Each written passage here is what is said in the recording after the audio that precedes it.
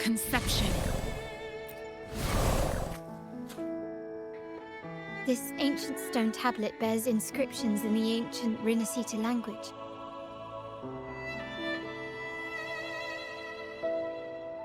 Which translate roughly to... Once whole, the divinity was rent by warring creeds. From their holy wounds sprang the curse of dark tide. On this day shall I depart. Though the woes of Rinascita yet endure, the shattered divinity hath chosen their herald. On the grandest of days, the maiden, crowned with golden laurel, shall commune with the divinity. Thus she becomes the prophesied, enlightened one, through whom Rinascita's woes shall end. Seems to be some sort of prophecy. We might have to piece together the clues from both the stone tablet and the stained glass to unravel the secrets. These ancient relics that spawn tacit discords often carry special frequencies, likely the key to restoring them. Let's use the terminal sensor to reconstruct their frequencies and align them with the tablet's inscriptions.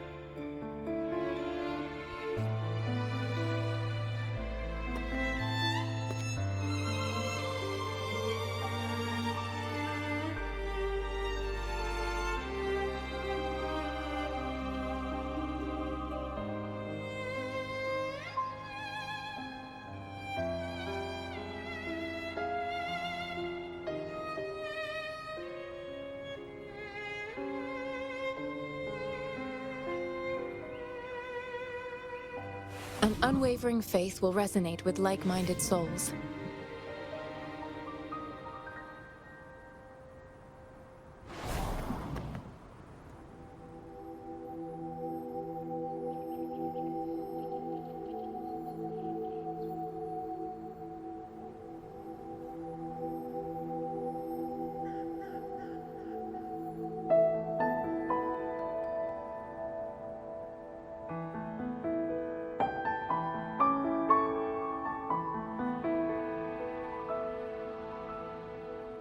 An unwavering faith will resonate with like-minded souls.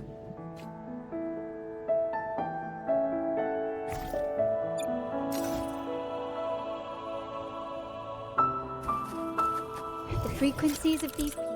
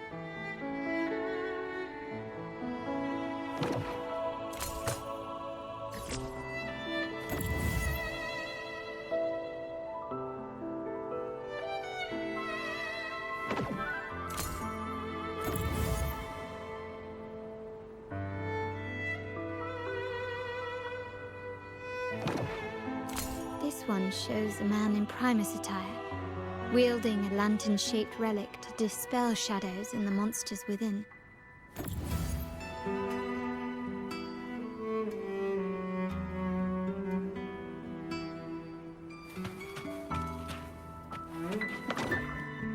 The last one seems to depict the moment a girl communes with the divinity of Rinascita.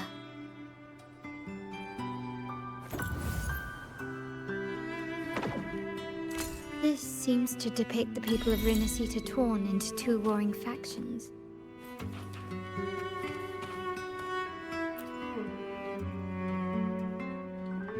It's done. Now, let's see. Looks like these stained glass images recount a tale about the divinity. Wait. What is it? It's just... the content is rather peculiar. I'll translate it for you.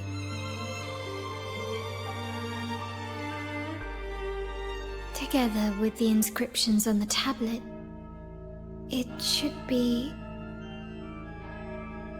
In the earliest days of Rinascita, there were two divinities. One rules the sky and the other the seas, eternally at odds with each other. Amidst the turmoil they wrought, Rinascita evolved.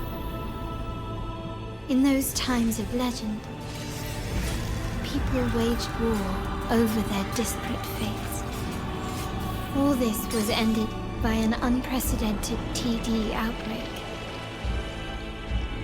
The Dark Tide, so was it known.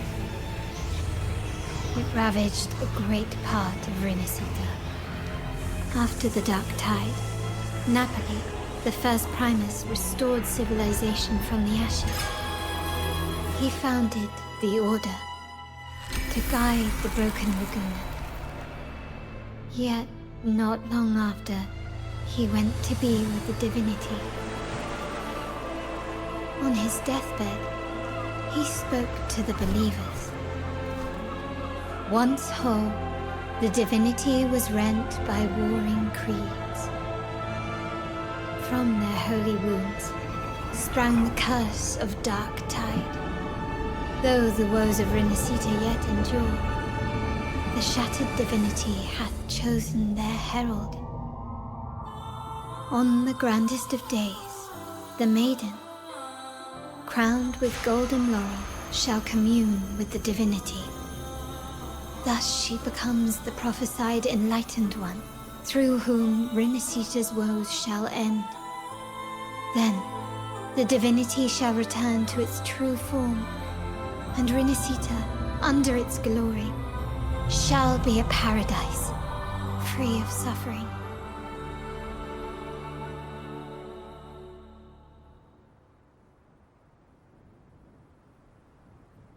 Rinascita has two divinities. I've never heard of such a thing.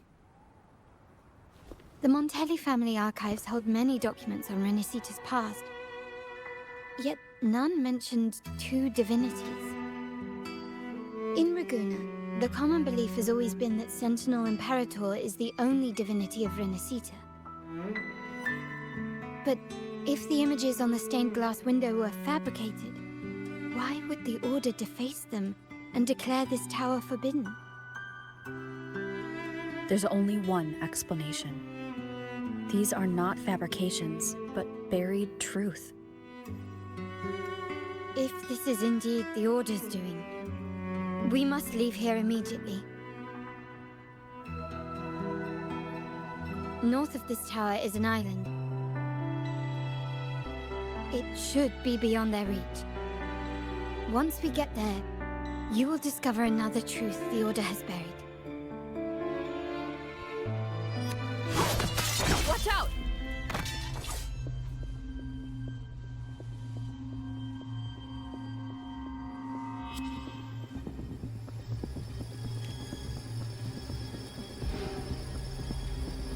Interesting. They're here even faster than I anticipated.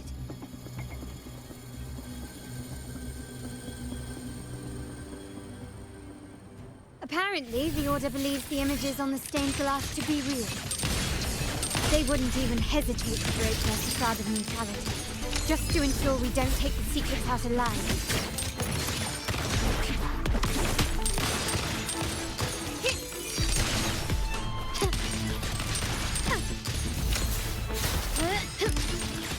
Improvise. You will yield.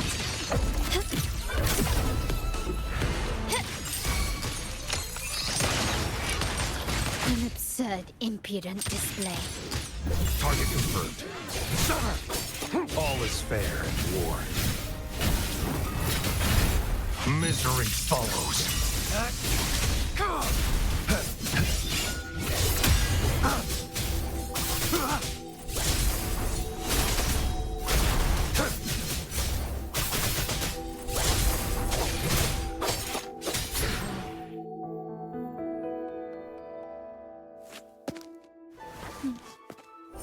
Keep it safe.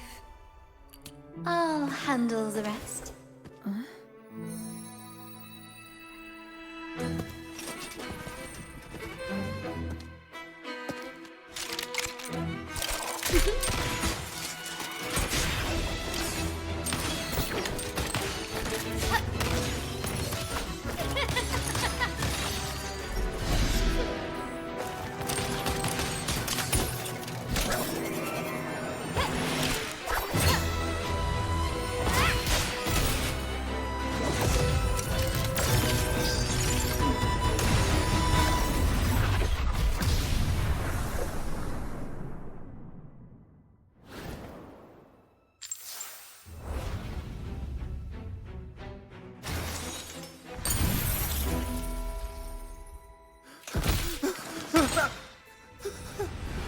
Speak.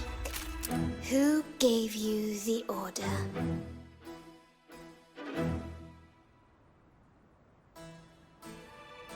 Look at what you've done.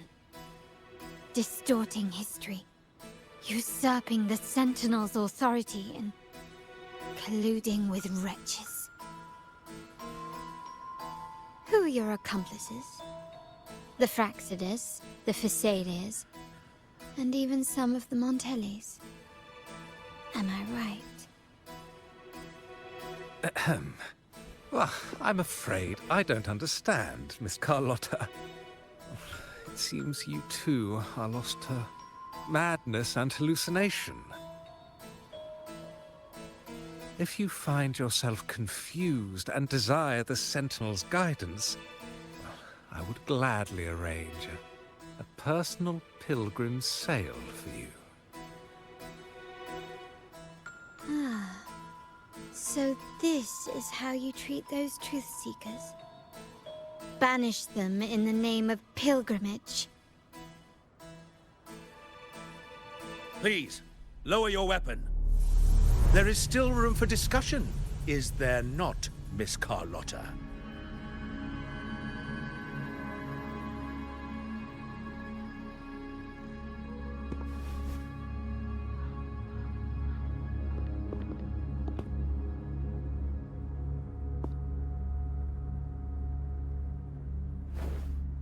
Stand down.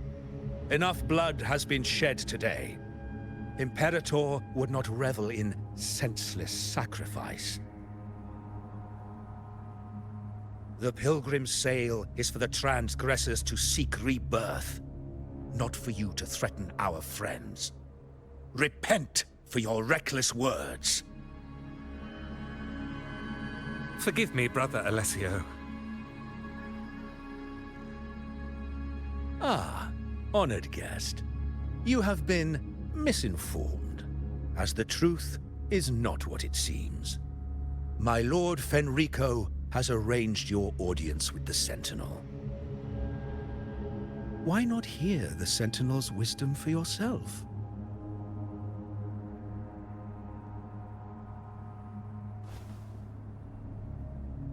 Of course. If Lord Fenrico is the true Enlightened One. However, the prophecy speaks of a maiden as the Enlightened One. Is that why you destroyed the stained glass? To pass Fenrico off as the Enlightened One? So he can seize the Sentinel's power and rule Raguna? Oh, you stubborn people of little faith. You've surely been tempted by evil and swallowed its lies. Lord Fenrico is the undeniable Enlightened One and will guide us all. Well, I see no point in debating doctrine with you. Let's move on to a more concrete subject. Now, Miss Carlotta, which one do you think is more important to the Montelli family? Is it profit? Or bloodline?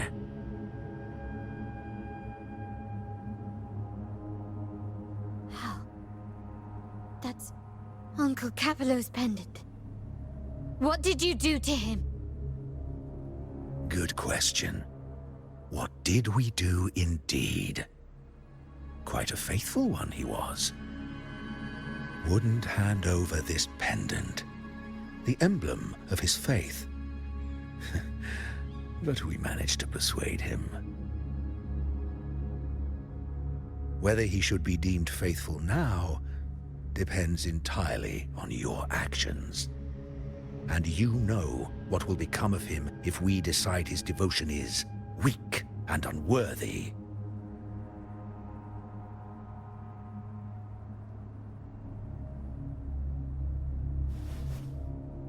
My actions. What do you want me to do?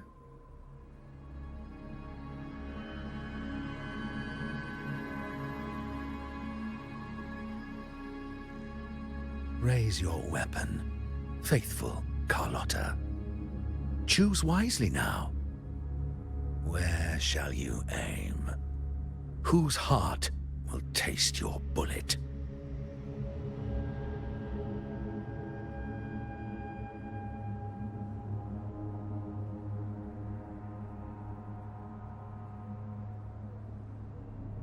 Good.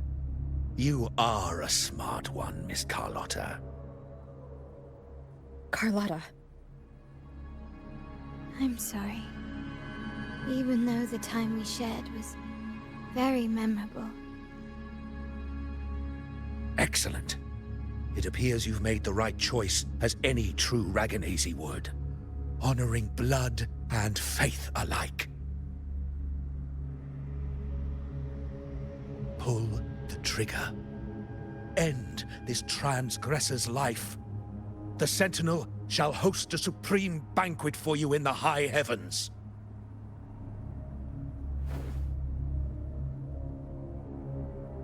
Farewell. And may you meet your friends, where it all ends.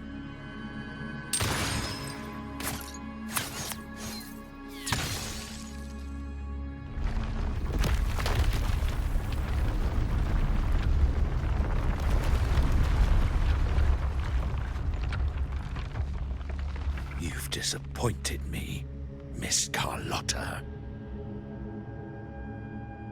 There's a saying in Raguna, even the finest bullet can miss. It was only a mistake. So be it. I shouldn't question your faith over such a mishap. It is, after all, insignificant in the grand scheme of the Divinity. Let us bear witness to the moment divine wrath descends from the heavens.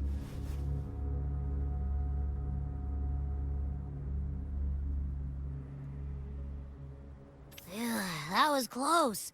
I really thought the bullet was coming for us. So, was it all part of your plan? We were improvising. Then you two sure have great chemistry.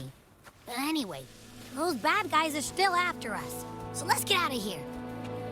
Didn't Carlotta say something about an island up north? Let's go check it out.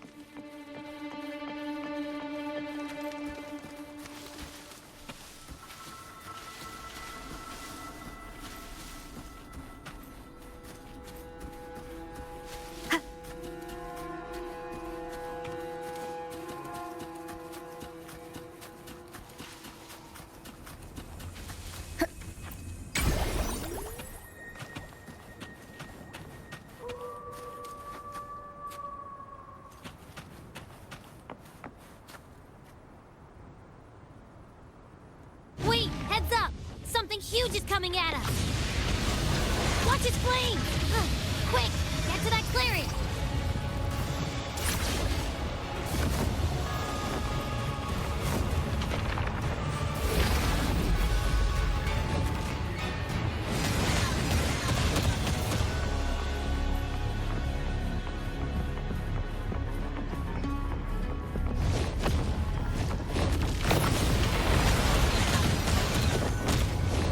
Leave it to me.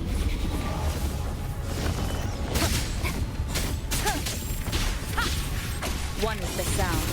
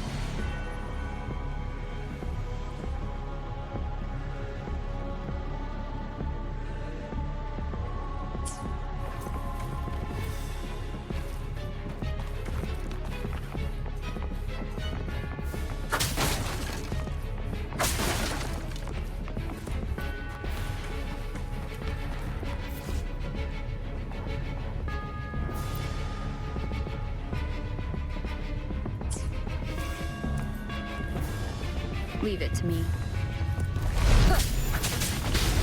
One is the sound. Bad timing.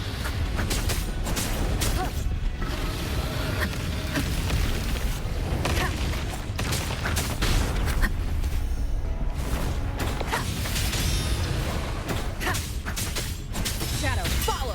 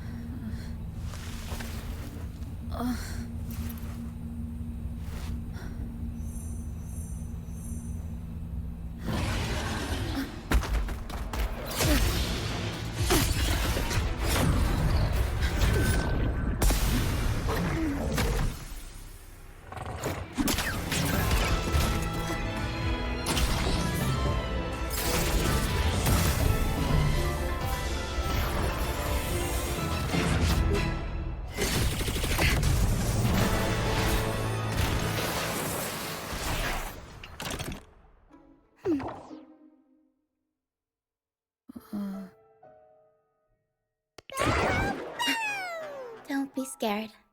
Paro is just saying hi. She seems to fancy you.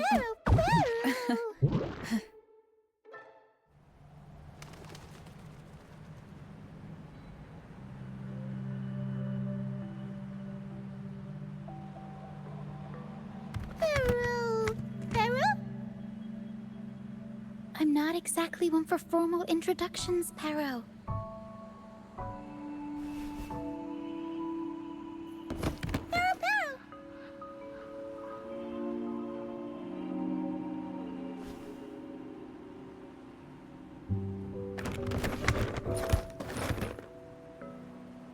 I know this isn't the first time seeing them.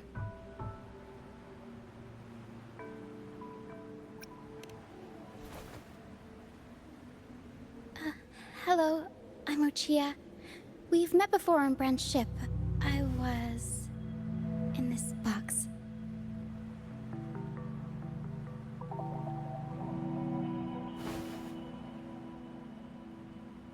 This is Paro, the actual owner of the box. Paro takes good care of me and lets me hang out in it all the time. I've never seen Paro warm up to someone so quickly. It must be something in your frequency that it finds interesting. Anyway, what brings you to this beach? It's not exactly a place for a stroll. So you were attacked by that dragon and fell off the bridge.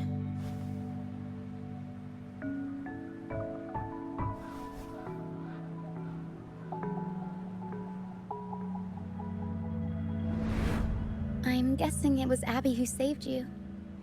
It probably exhausted itself and retreated back into your body to rest.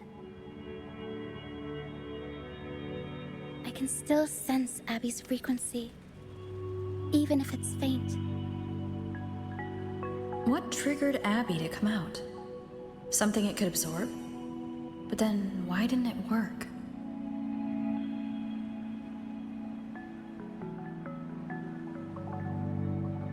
That dragon's behavior is odd. It never leaves its territory.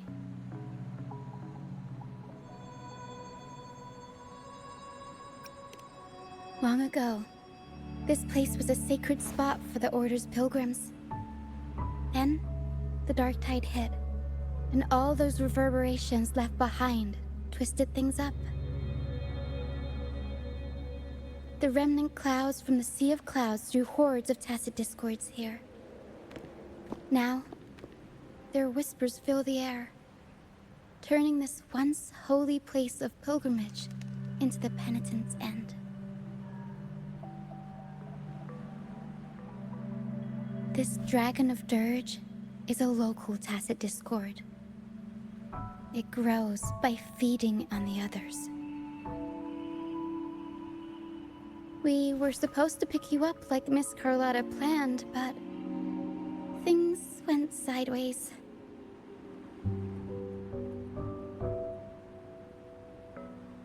The truth Miss Carlotta wants to show you lies somewhere on the aisle.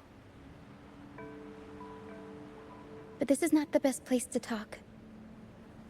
The mist is thickening, and rain is coming.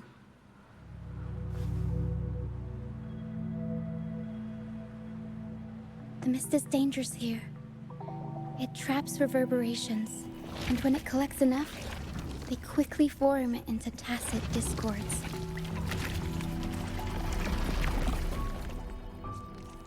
The captain, Brant, he went into the mist to rescue people, but he hasn't returned. We think he might be in danger. I plan to go find him. Once I'm in the mist, my frequency will draw the creepies and crawlies away, so you'll be safer here. Just in case, take this to mask your frequency and defend yourself.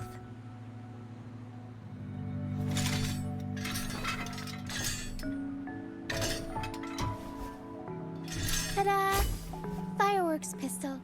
One shot and it'll send the tacit discords packing.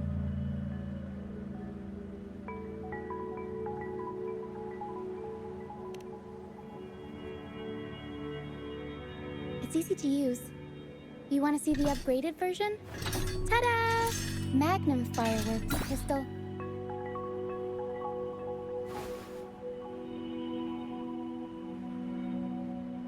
Use it to protect yourself. Our troop will bring you to our base soon and tell you the truth we've uncovered. I'll join you once I find Bran.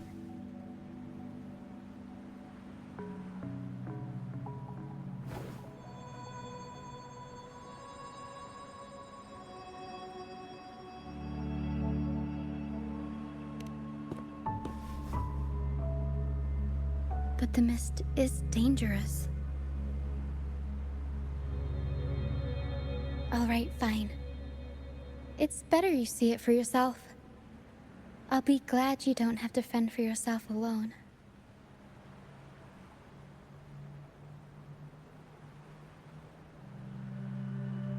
See that lighthouse? It's the only safe place in the mist. We'll head there. Brant might have taken shelter there too. Once we find him, we'll find the truth you're after.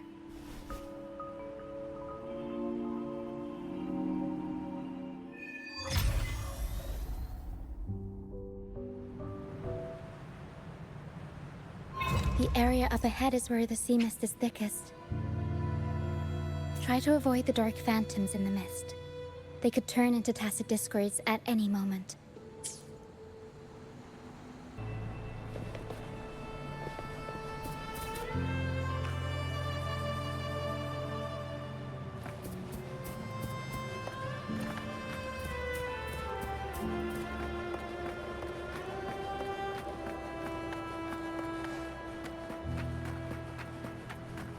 We'll improvise. Up we go, Caro! Mamma mia! Avanti!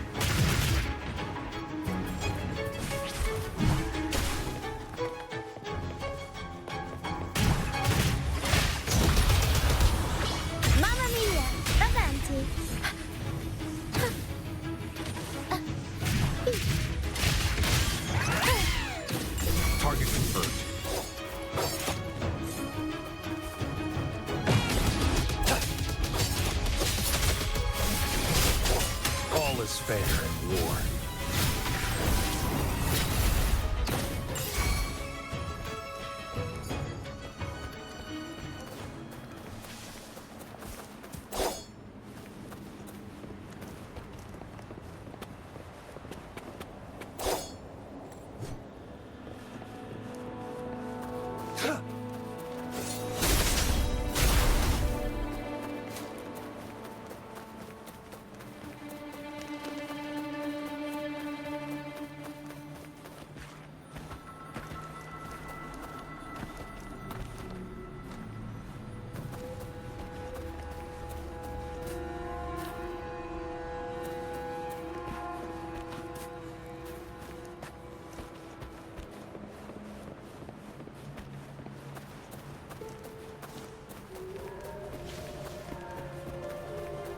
Discords. Watch out! I can't control my fortune.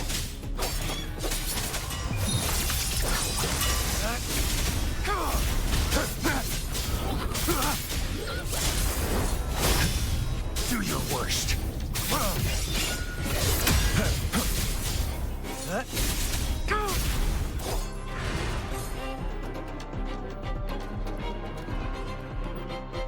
The high levels of corrupted remnant energy in the mist are disrupting our frequency stability.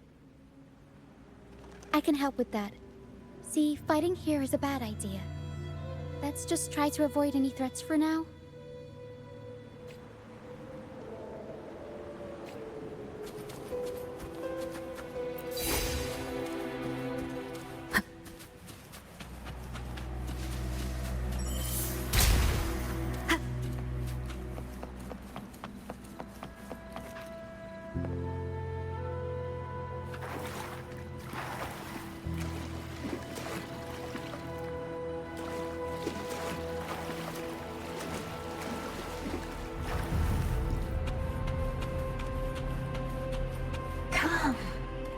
Play with me.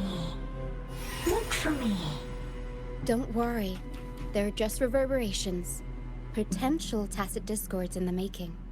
Come. Play with me. Look for me.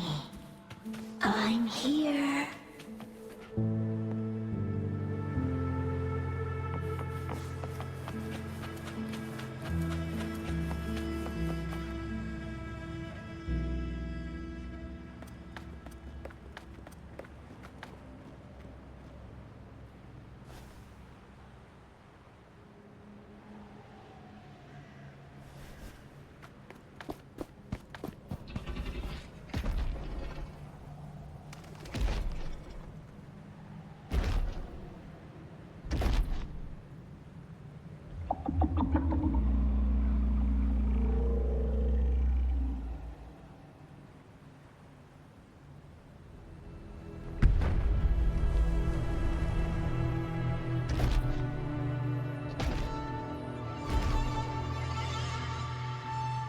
Did it lead us this way because it sensed the dragon?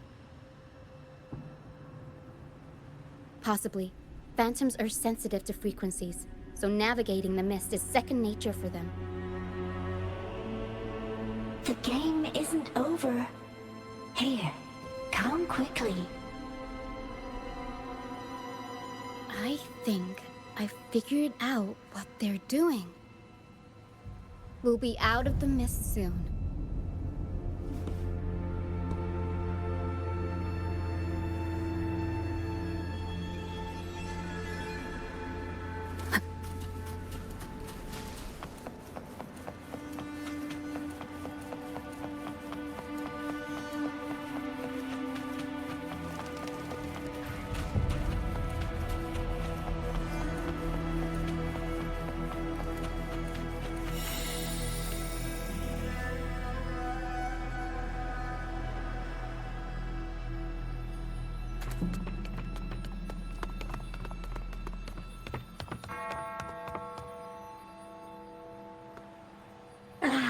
Rochia, you found me. I'll always find you, but maybe don't do this again next time. Why? Isn't this your favorite game? I wanted to play with you. I know, but as your friend, I worry about your safety. My friend? Excuse me. Are you Rochia's friend?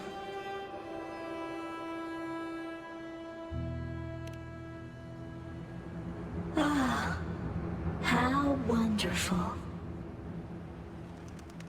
You're not alone anymore, Rochia.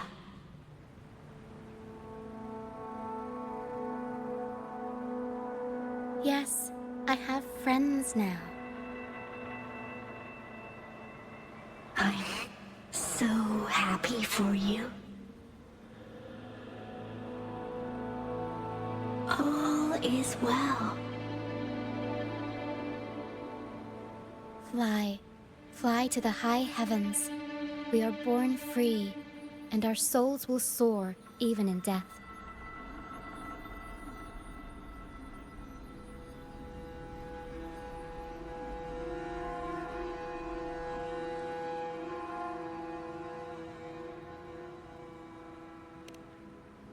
Golden phantoms are reverberations, mixed with the frequencies left behind by people who've passed away. When someone dies, the reverberations linger. Usually, they merge into the same cacophony of frequencies that spawns tacit discords.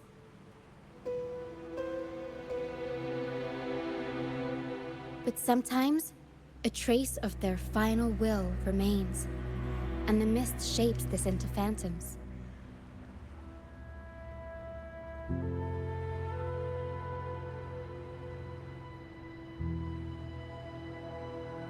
This lingering will helps the phantoms resist becoming tacit discords and instead guide the lost through the mist.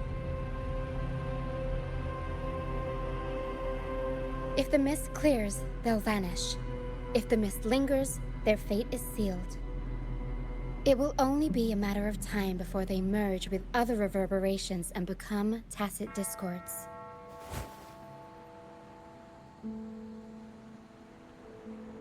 Their final frequencies tend to cling to certain objects, like this Lucianite here. I collect them as proof that they once lived.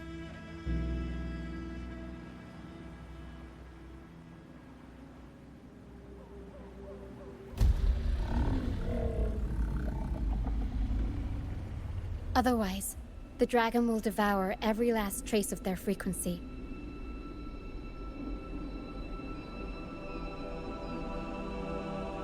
The mist is thinning. That stranded ship ahead looks like...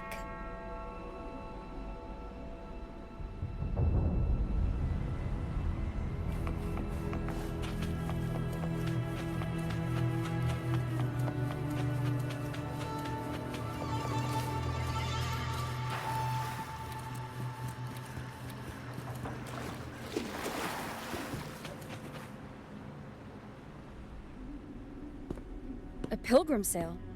Why is it here? In Raguna, those who break the law are sent to the Order Tribunal for sentencing. Those who violate the sacred doctrines are branded as fools and sent away on the pilgrim's sail.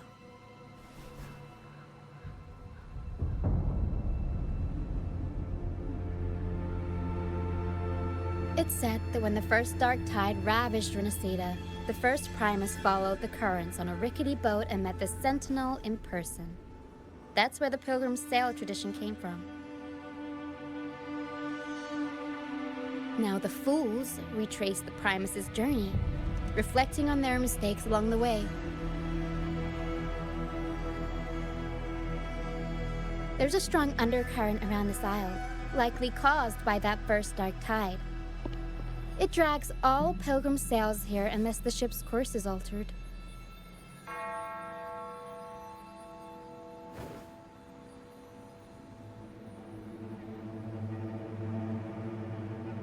No reverberations on the ship, nor in the mist.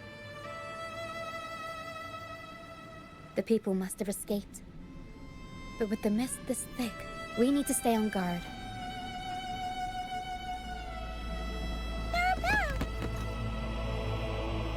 This way.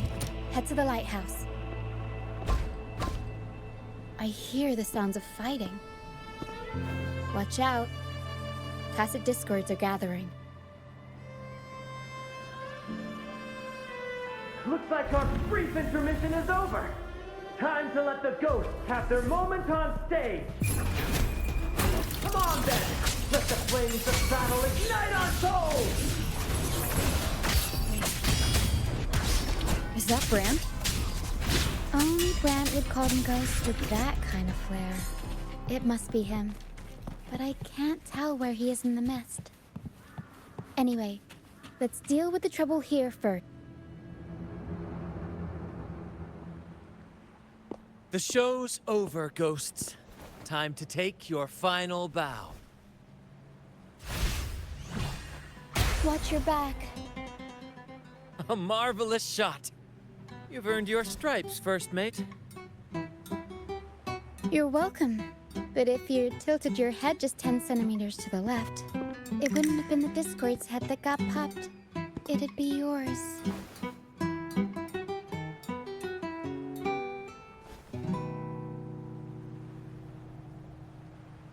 Not on your watch.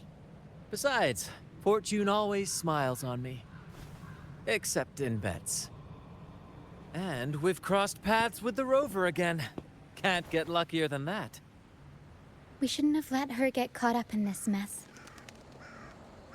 She was worried about us and insisted on coming. Is that so? Then our gratitude to you is even greater for your timely aid.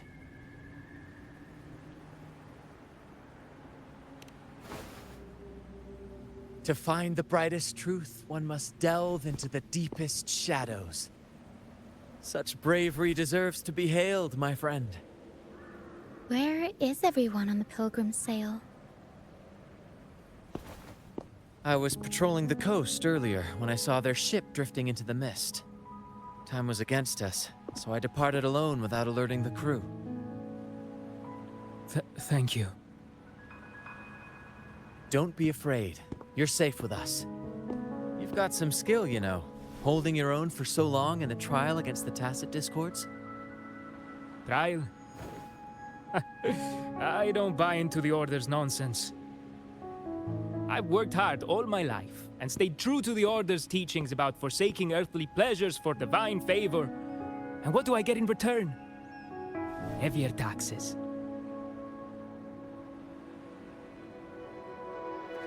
When pirates ransacked my merchant fleet, leaving me with nothing, I turned to the Order for help. They said it was a divine trial and left me to rot. I stood before the Sentinel statue, asking if my suffering was really their will. But all I got was silence. Why should I wait for peace in the afterlife when I could be living for today? How is that a crime? As for salvation, I don't believe in it. And I certainly don't need it. Here's a proposal. How about joining our troop? We are wanderers adrift upon the seas. Or perhaps you're more familiar with the name, the Troop of Fools? The Troop of Fools? Could it be? Yes, we are, like you, by the Order's decree, marked as fools. Fools on the Pilgrim sail often meet their demise in a storm, or they're swallowed by the waves. Even if they do survive, they still face hunger, thirst, and the unforgiving wrath of nature. Maybe it's luck that brought you here so swiftly, and unharmed at that. Look around. This is all that remains of the Pilgrim sail. This is always their final destination, where the fools meet their end.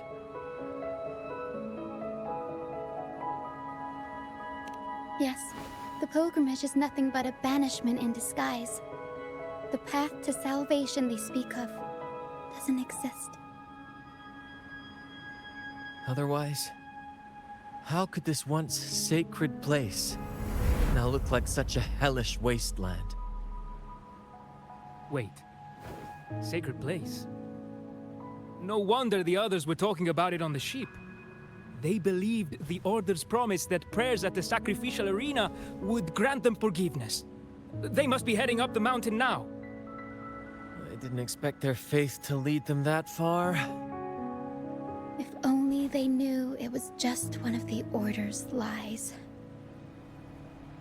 Captain! First mate! We're here to help! More hands make light work. I called in some help to escort him back to the base once the mist cleared.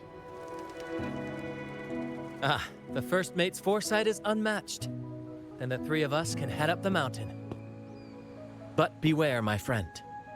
By the end of this pilgrimage, you will witness the Order's cruelest deceit. The dangers ahead will only intensify. Please, save them. I hope it's not too late. Don't worry. There's more to our troop than you think.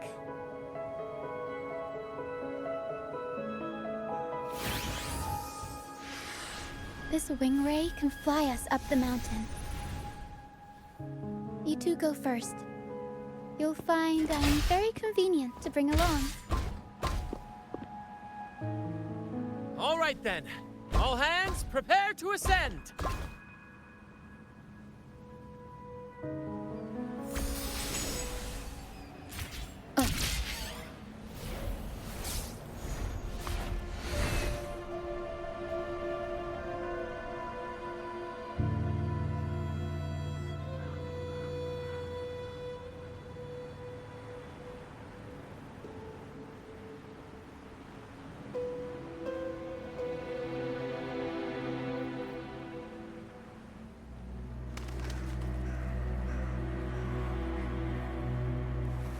This is a testament to my connection with the world around me, and it's very much my companion now, bearing witness to everything I've experienced on this journey.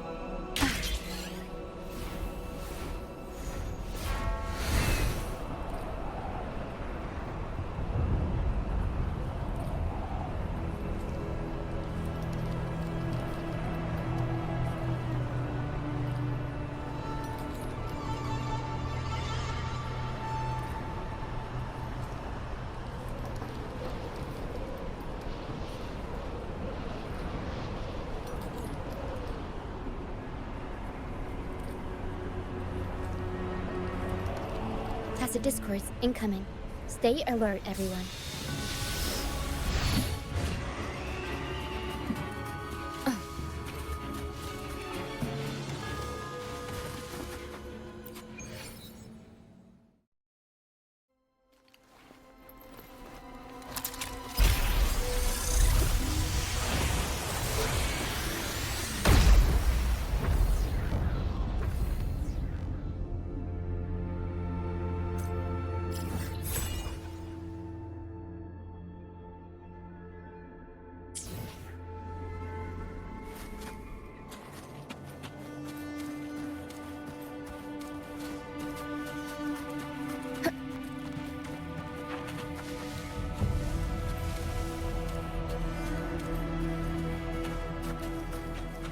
Leave it to me.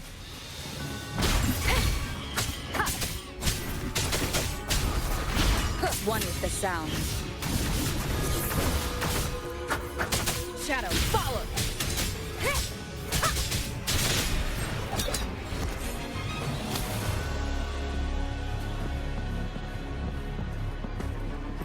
These are human footprints. Looks like they're heading to the arena. This is the only way up. Let's pick up the pace. Be gone, you vexing wretches! The sacrificial arena's right there. Let's take them down in one blow! Let's live the dogs of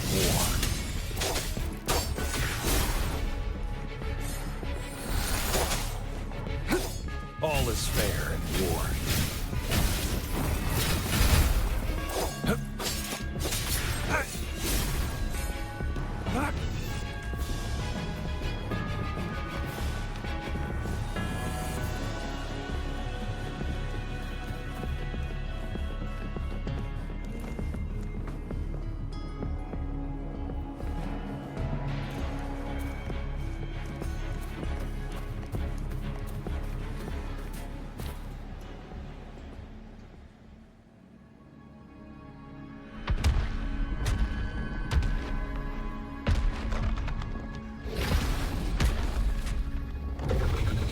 Divinity above, please have mercy on me.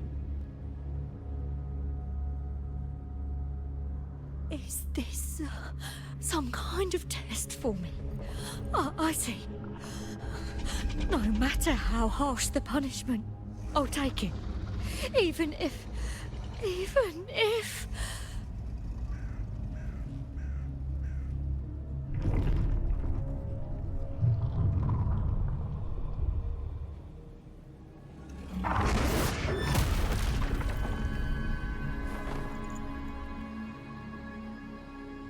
if it means death?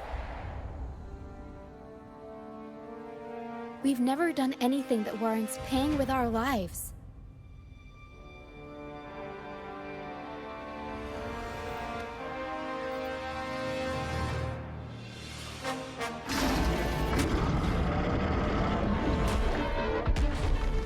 I'd wager mercy isn't on the table.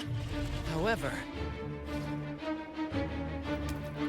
in the face of danger and adversity, the stage is set for our grandest act.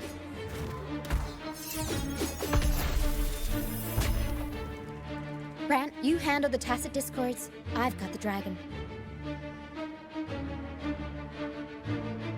Of course. But with all due respect, shouldn't the captain be the one giving the orders? Just playing to our strengths. Take it, or I'll spill the beans about your wine stash.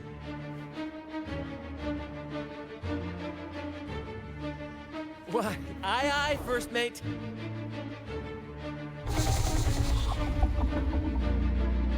It's time to pay for what you've done, Dragon of Dirge.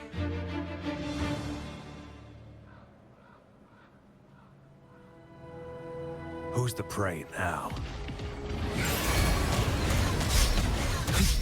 It's time.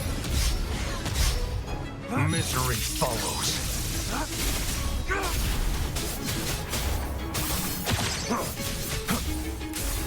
Saw that coming. Shred!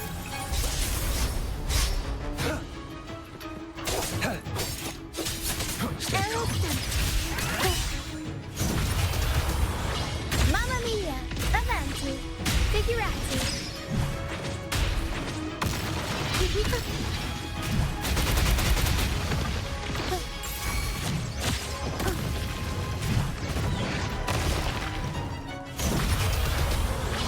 Mamma mia!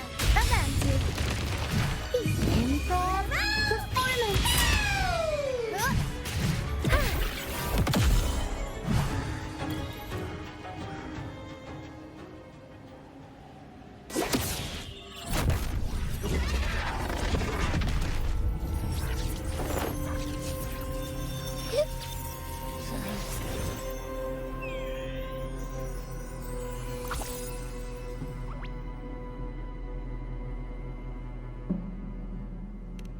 Of course!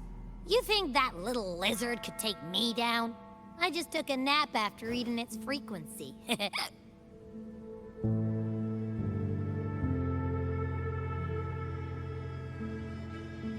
But seriously, that was close. The fire it breathed almost singed your hair. Good thing I was here to back you up. As soon as I realized it was a tacit discord, I went for it and ate its frequency. Piece of cake. But I gotta say, it was a pretty hefty bite. I swear, I chewed it up, but it was hard to swallow. It wasn't the taste, you know? More like my digestion's been a mess lately.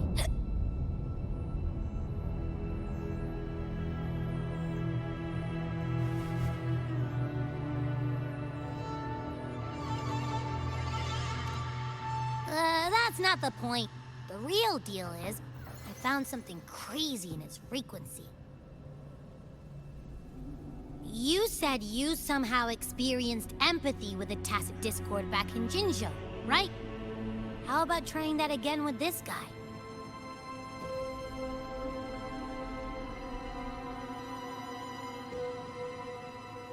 Trust me, this could be our big break.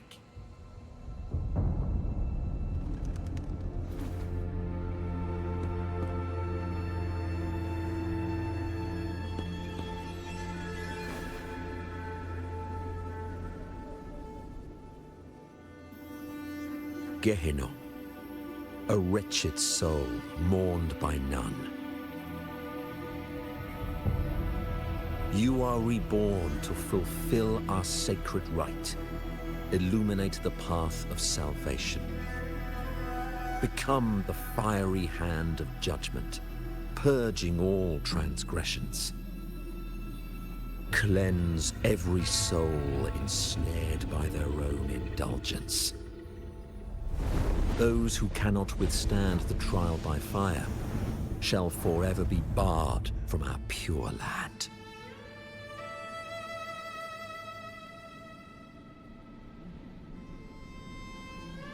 See? I wasn't lying.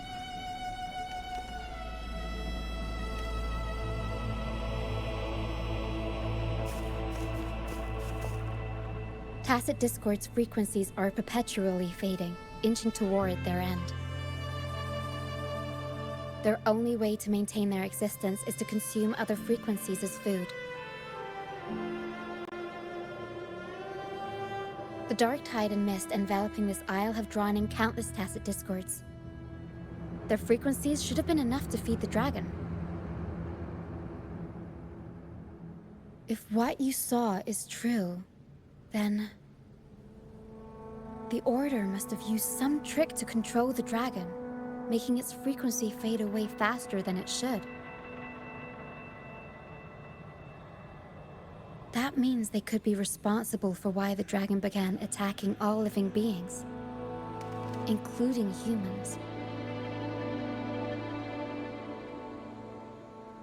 In time, it ended up becoming a harbinger of death.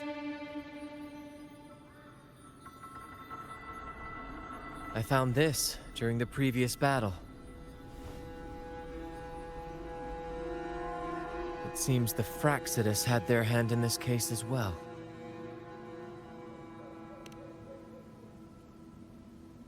So you know them too. Seems we have much to discuss. Our troop usually earns a living by performing on the nearby islands.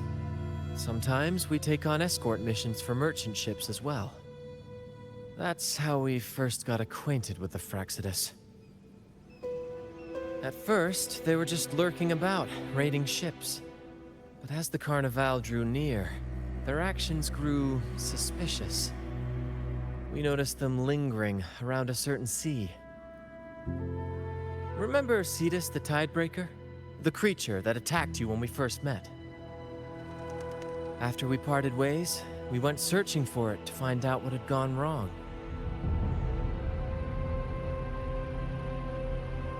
This is what we found on its tail, another Lycoris.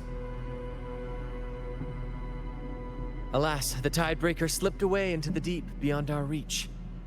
Still, this bloom leaves no doubt. The Fraxidus is behind its strange behavior. We saw what they did to the dragon. The Cetus's violent outburst must be their doing as well.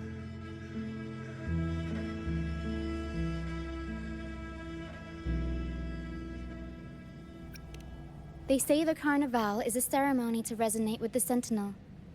Those who claim the laurel may be graced with a miracle, a direct communion with the divine. At first, we thought you were merely a curious traveler, intrigued by the Carnival and our Sentinel. But now, seeing how far you've come, there's more to your quest, isn't there? Our troop has always sought the laurel, and we won't sit back while others threaten the Carnival. If they're your foes, then our paths align.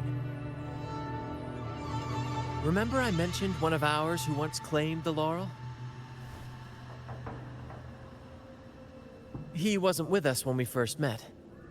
But once we reach our base, you can speak with him about the Sentinel. It won't be long now.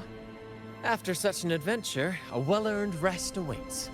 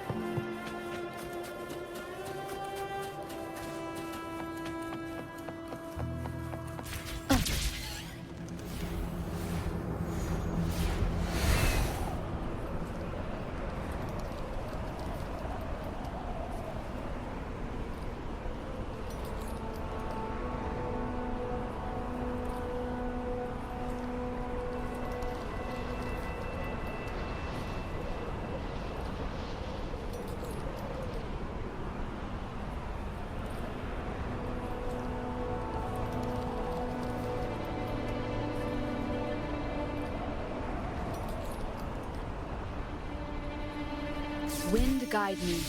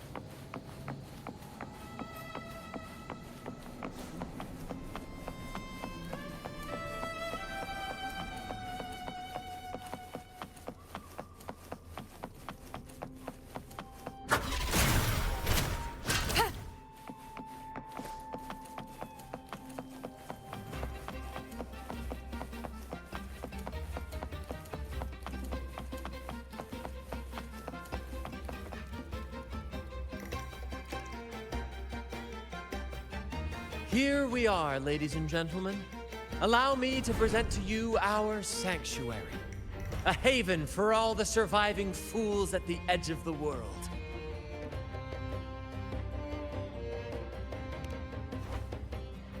It is, my friend. We built this place from the ground up, and I dare say it's a triumph worthy of the ages. The mist does shield us from the Order, but it brings its own set of problems. Precisely why we must tackle its effects without delay. By the way, if you'd like to speak with Mr. Bardolino, our laureate, you'll find his tent deep within the base. Feel free to talk to the others while we handle our tasks. We'll catch up once we're done.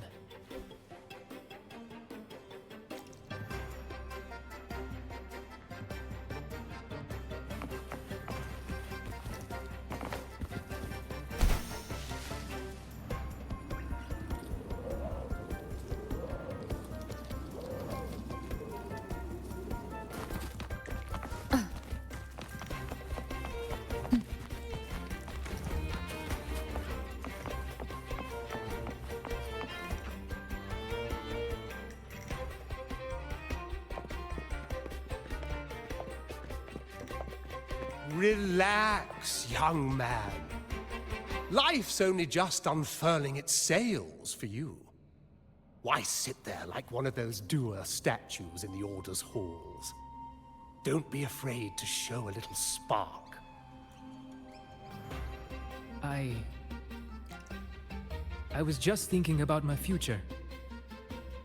Is Raguna truly lost to me forever?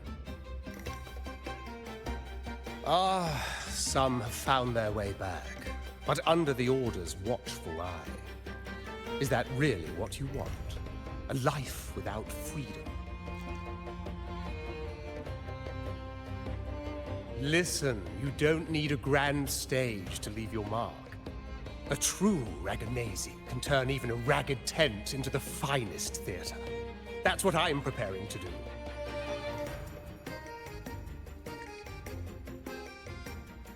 I might be an old man now, but don't let that fool you. I was once crowned with the laurel, you know. You? Are you Mr. Bardolino? In the flesh. Ha ha ha ha!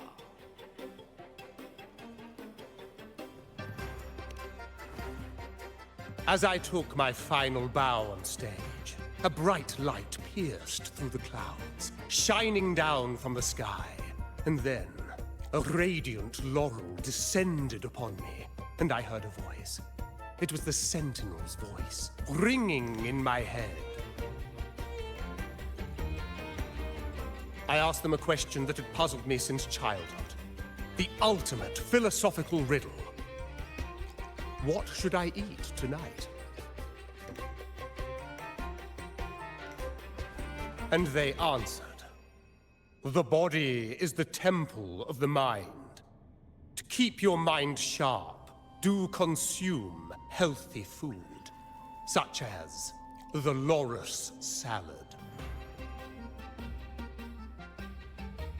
But why loris salad? I was baffled, and the meaning still eludes me to this very day. I've never been quick-witted, though. The Order's doctrines never quite took home. Acting, however, that is where my true passion lies.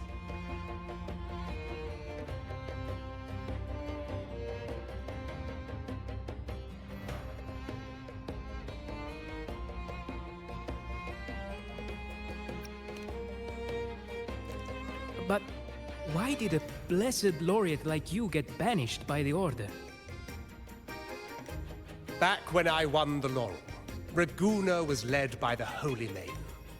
She promoted all sorts of grand celebrations during the Carnival, an unceasing tide of revelry. Stages sprang up on every corner of the city, performances dancing through the streets, and shops adorned in vibrant hues. Even on rainy nights, you could still hear music playing in the square. Some performers wove their critiques into their acts. Sharp as she was, the Holy Maiden noticed. She refined city policy with each whisper of dissent. Ah, those were the golden days, my friend. The Holy Maiden once said that if she were to leave this world, she'd want no majestic tomb or a solemn funeral, but the grandest carnival as her final farewell. And then, she really did leave us. The current Primus took her place, and in the name of mourning the Holy Maiden, issued all sorts of bans on the Carnival. But is that really what she would have wanted? The Order's grip tightened, and the Carnival performances were reduced to dull, monotonous shadows of their former selves.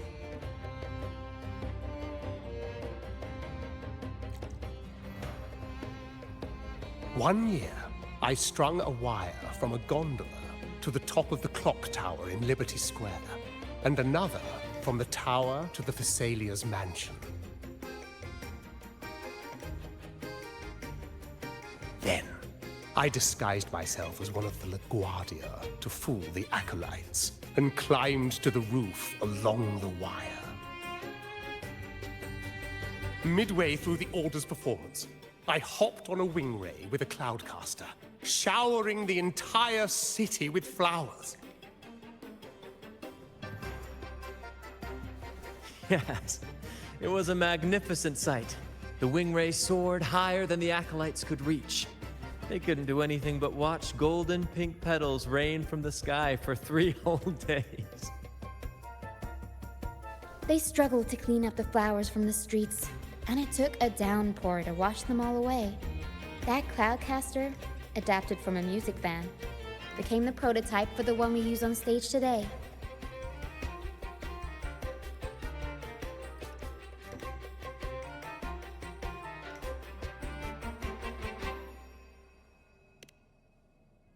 But that's all in the past. To this day, I'm still not sure what crime they pinned on me. Maybe walking the wire without protection? Anyway, I'm just an old relic now. But you lot, you're the main characters of this era, facing down every obstacle with fire in your bellies. But isn't our fate already sealed? Without the so-called salvation the Order preaches, we're doomed to our banishment. Just lost souls, dying in obscurity. Life is short, and we weren't born just to atone. The Order may banish us, but they can't take away our right to sing.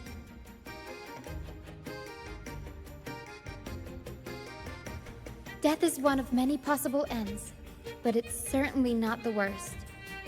Perhaps being forgotten is what the Order wanted for us.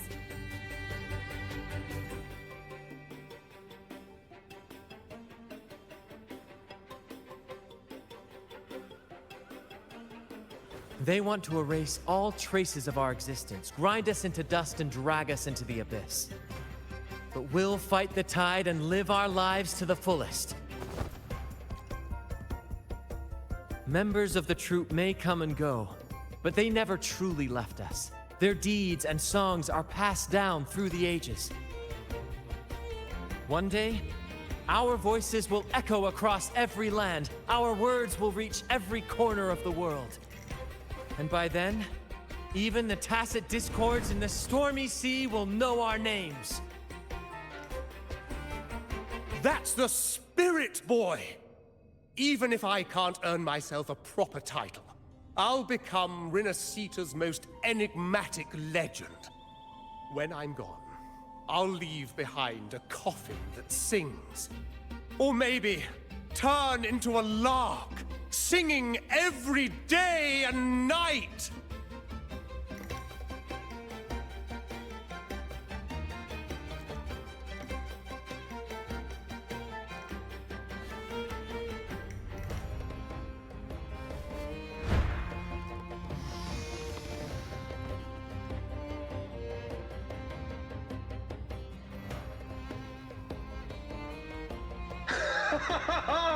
What say you, Brad? Do you like this stage design? It could be used for this year's carnival.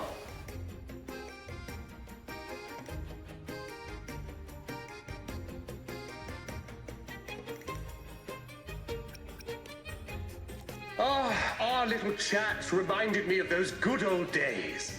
So why not relive that scene I just mentioned? I still remember that famous line. Even without wings, we can still soar to the heavens. Now that you mention it, that is a very good question.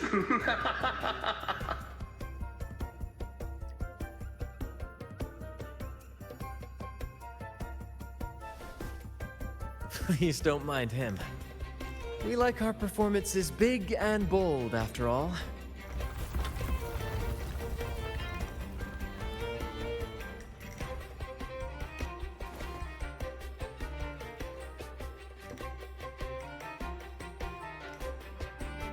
That fight with the dragon probably messed with the mountain's stability. If Bardolino keeps moving around up there, it could get dangerous. We need to find a way to get him down, and fast. We might need your help with this. Pero should have some useful items in her box.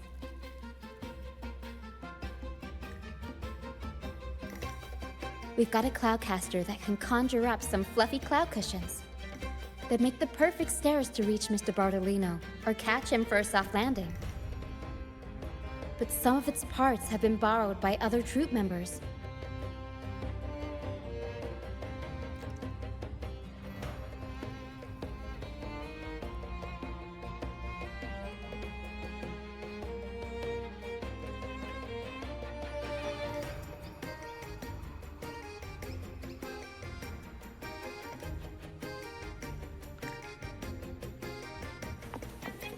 Wind guide me.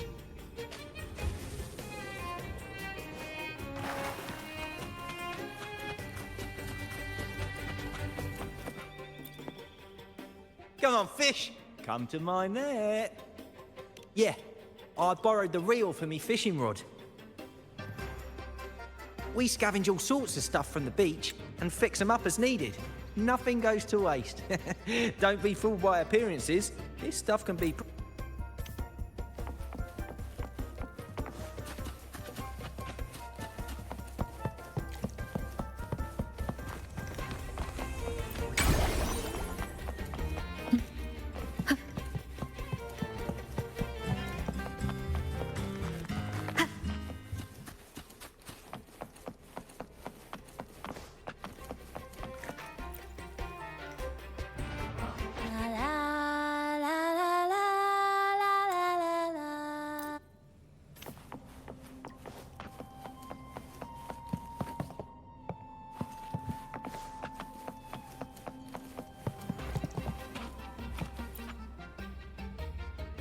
Sailors cheer as hearts ignite.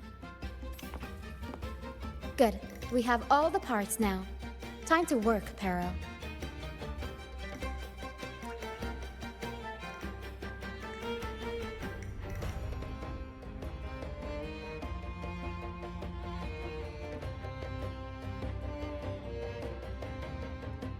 Everything's set for takeoff. Let's position a cloud cushion beneath Mr. Bardolino. Then we'll pop the balloons and bring him down safely. Although we might need a bigger cushion. The Cloudcaster's resonance unit responds to song. The louder our singing, the more powerful the effect. In that case... All right, friends old and new, come and join this sing-along!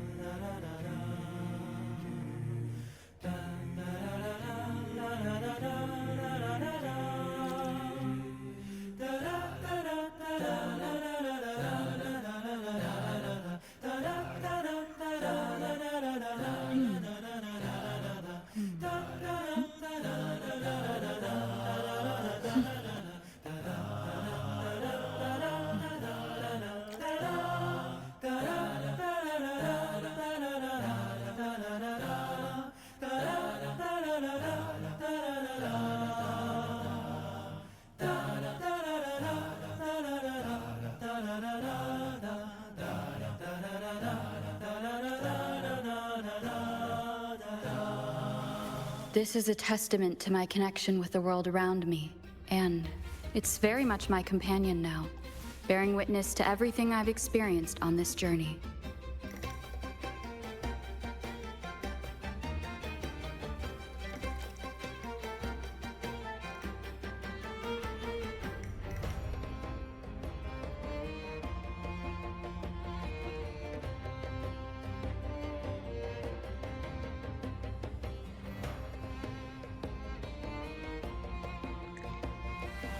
This is a testament to my connection with the world around me, and it's very much my companion now, bearing witness to everything I've experienced on this journey.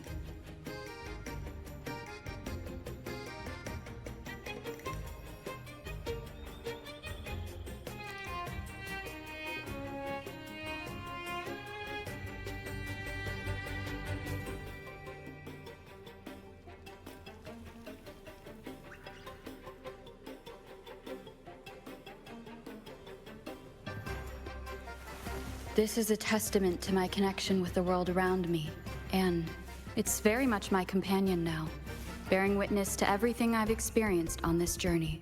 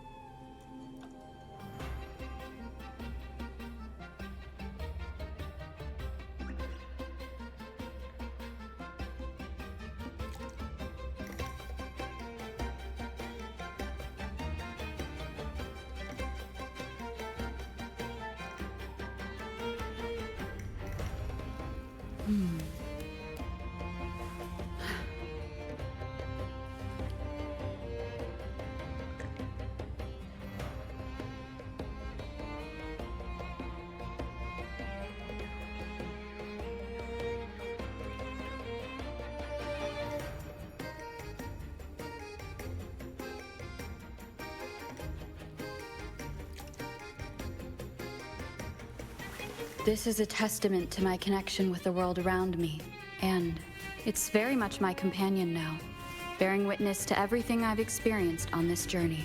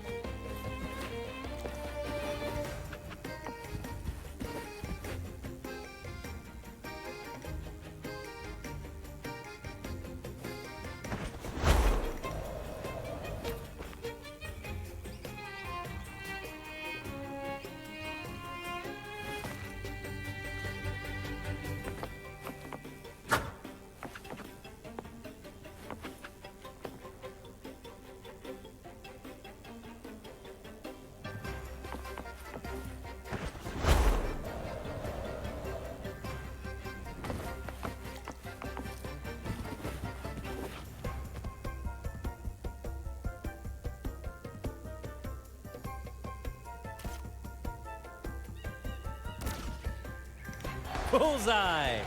How about showing off that aim again with the rest? Almost done.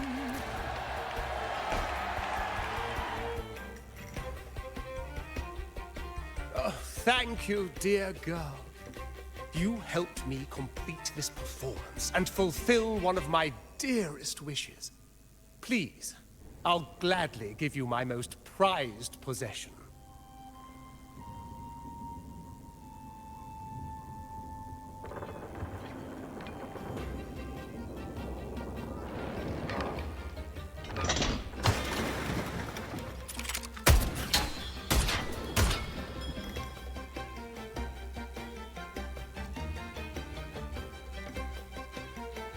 Apologies for my late arrival to such a magnificent performance.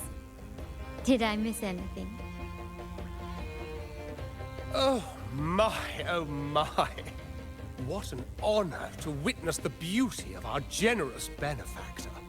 Thank you, my lady, for rescuing this humble soul in his moment of need.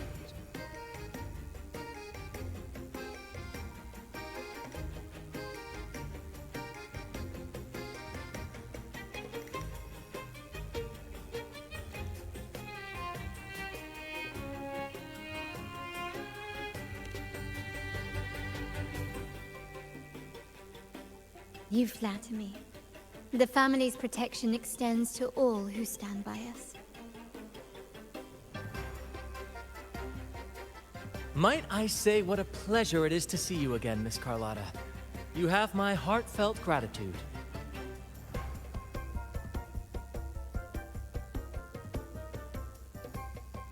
Is everything going smoothly with your family, Miss Carlotta? Yes, thank you. The Order's scheme was uncovered as planned. Uncle Capilet was rescued, and Grandfather has handled the rest. I still owe you thanks for improvising with me in front of that priest.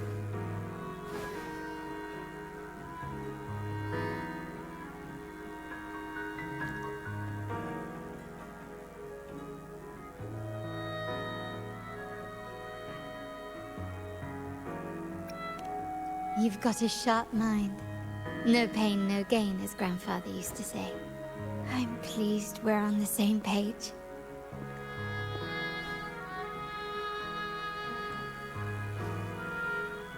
Your kindness is much appreciated. The Montellis won't forget this. In return, I'll share everything I know.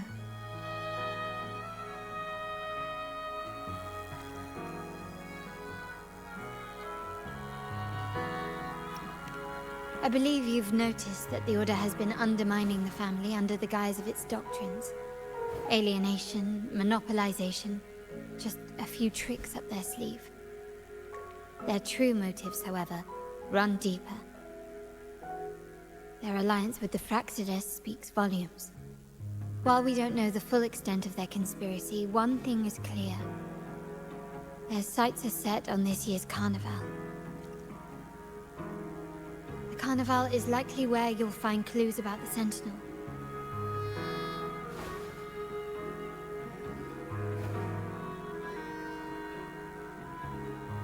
Legend has it that the Sentinel, Imperator, has been secluded in the heavens, cut off from the mortal realm.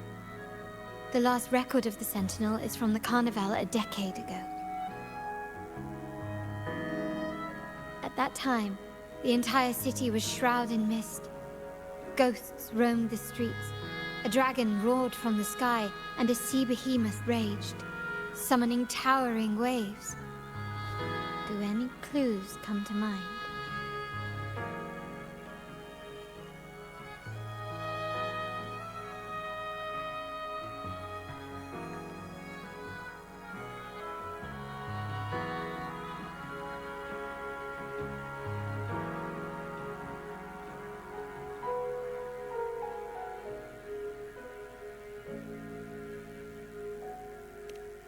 The mist might be coming from the remnant clouds in the Nimbus Sanctum.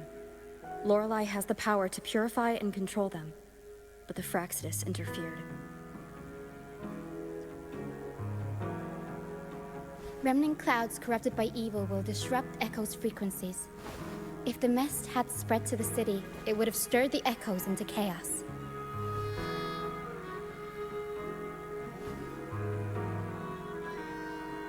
We are lucky that you and Zani, along with that acolyte, awakened Lorelei in time. You prevented the mist from spreading and averted the wave-worn. The Fraxidus must still be licking their wounds. At that time, the entire city was shrouded in mist. Ghosts roamed the streets. A dragon roared from the sky, and a sea behemoth raged, summoning towering waves. Do any clues come to mind?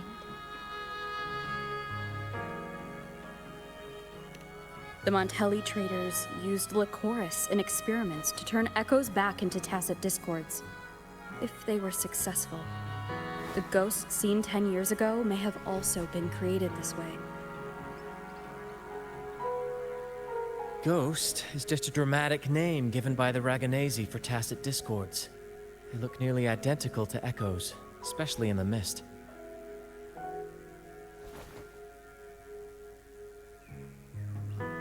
With your help, Grandfather has thwarted their plan. No corrupted echoes will appear at this year's carnival.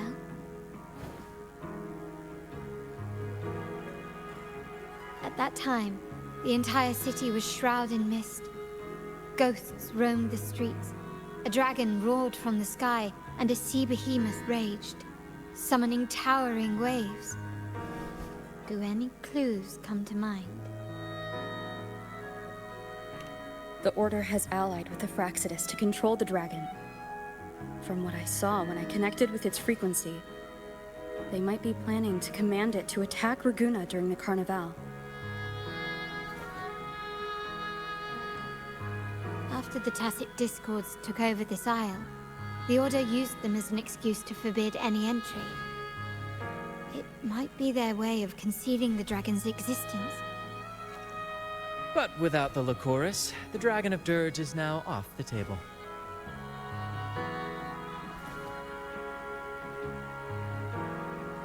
At that time, the entire city was shrouded in mist. The remnant cloud spreading, experiments to turn echoes, and the dragon's manipulation. The Order plans to recreate these disasters at this year's ceremony.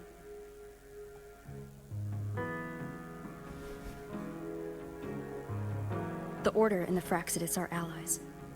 To prevent the Carnival's sabotage, we must stop them. But what is their motive?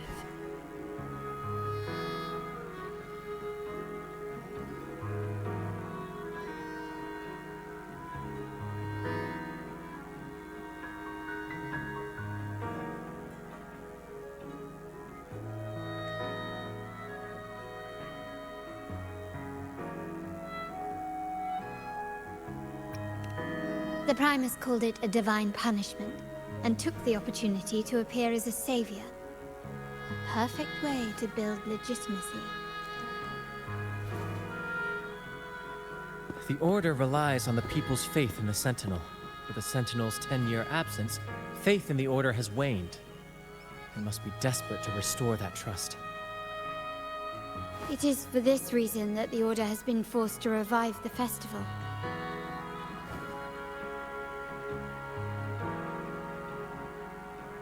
Let's consider the implications. If the Carnival proceeds unhindered, how would it affect the Order?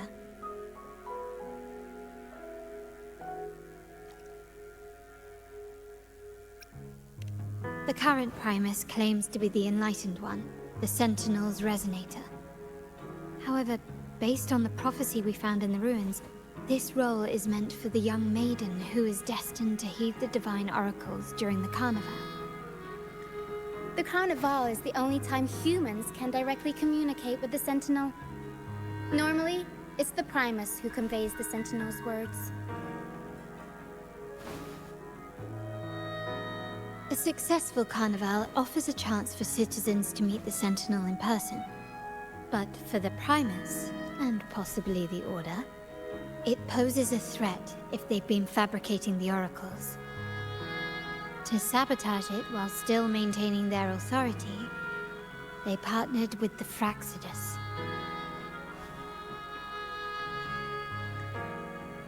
Fraccidus will cause chaos during the Carnival, and the Order will swoop in as the saviors, restoring public trust just as they did before. So far, you've helped us crush 3 of their schemes. But one remains.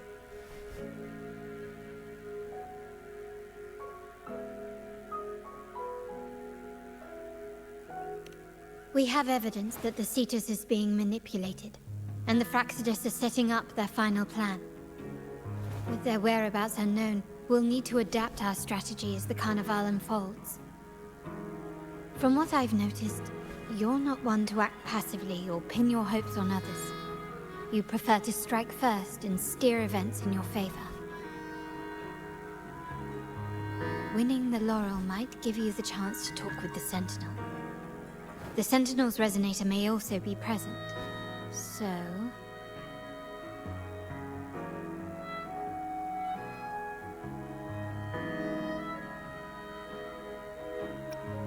Our aim has always been clear: to restore the Carnival to its former glory with a performance for the ages. If the Divine truly exists, would they wish to see their people living without freedom? Or witness a festival twisted into a tool for tyrants?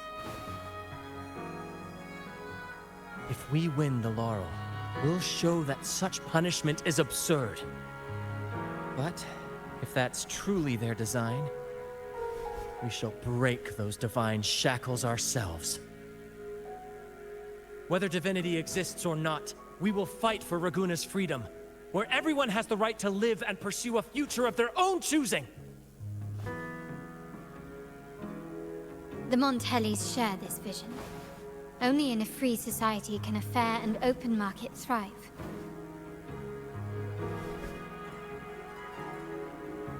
However, the troop alone is too weak. The family is under close watch and our enemy hides in the shadows. We need your strength to find our way forward.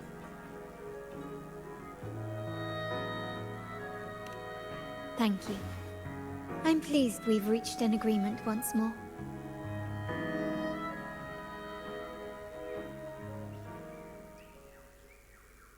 All right, what should we do now? Any plans? Since the Order intends to sabotage the Carnival and incite chaos amongst the guests, confronting them directly only plays into their hands. You've seen the troops' unique approach to combat, haven't you? That's precisely why we're allies with them. We will turn any disturbances into a theatrical performance. I can see our friend here is still a bit confused. No worries, my dear girl. We'll have a quick rehearsal before the Carnival begins. Speaking of which, Ms. Carlotta, would you honor us by joining our performance? Me? I do have some stage experience, though I must confess I may be a bit out of practice. We don't know what challenges we'll face, so your help will be needed, Miss Carlotta. Plus, it's a chance for you to get to know our methods. If you insist. Wonderful! As the festivities continue, if you're both ready, please join us on the stage of the troop liner.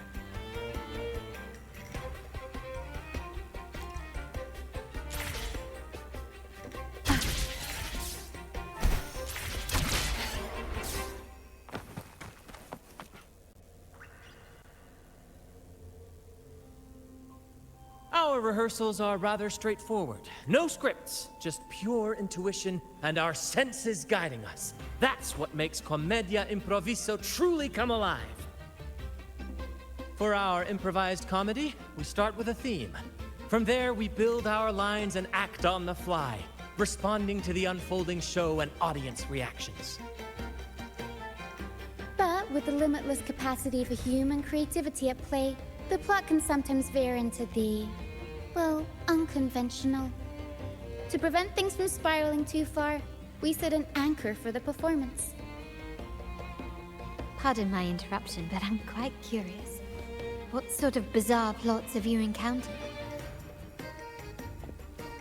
Well, something like a humble craftsman from a small town sets sail on a rainy night, stumbles upon ancient ruins, is reincarnated with superpowers, and then decides to conquer the galaxy, becoming the Emperor of the Stars. So, we draft a basic outline that assigns roles and guides the plot's direction.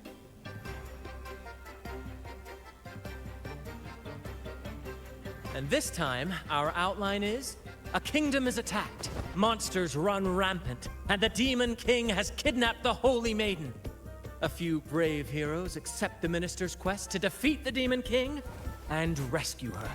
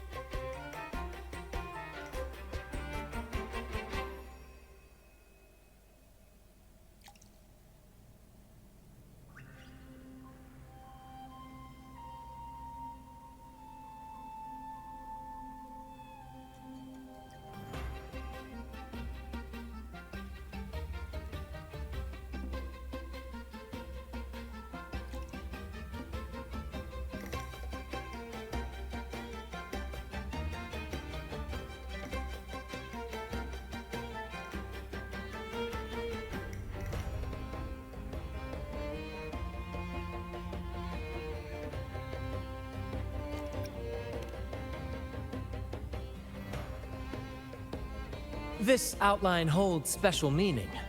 We want to pay tribute to the play once performed by the Blessed Maiden herself, which was also about a hero facing a Demon King.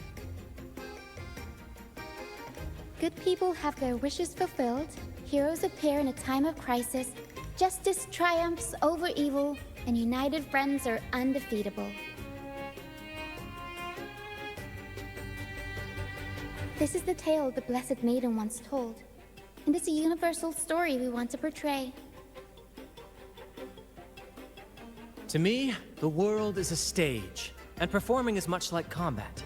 Coordinated movements, quick thinking, sharp reflexes, and, above all, trust in your allies.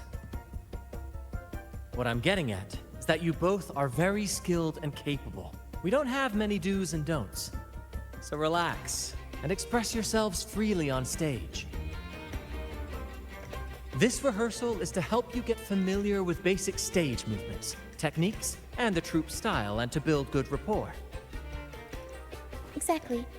I'll handle the stage lighting, Brant will narrate, and the rest will take on the role of the audience. If you're ready, let's begin.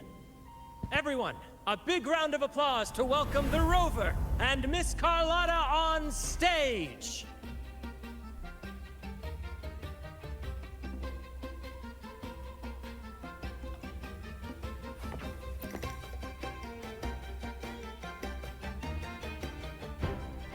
All right, next I'll spin the prologue of our tale, setting the scene for how our brave heroes first crossed paths. Once upon a time, a hero roamed the world. Undaunted by the lack of a divine vessel, she embarked on a perilous journey across tempestuous seas.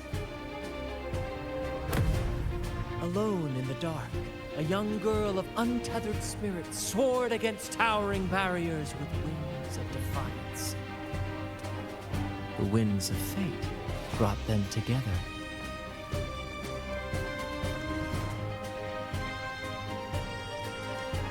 As the world teetered on the brink of absolute darkness, they found solace in each other's gaze. Together they became unshakable allies, standing strong against the tides of fate.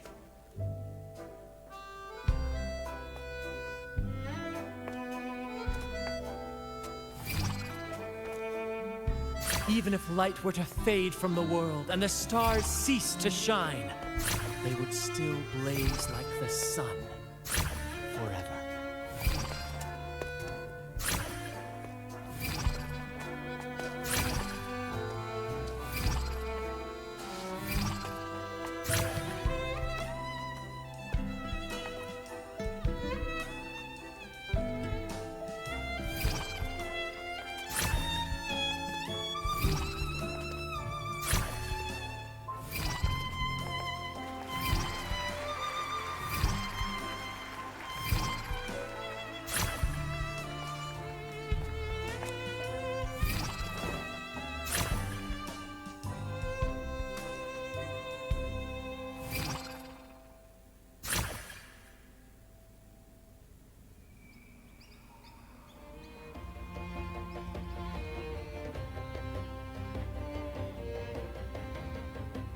Bravo! Bravo!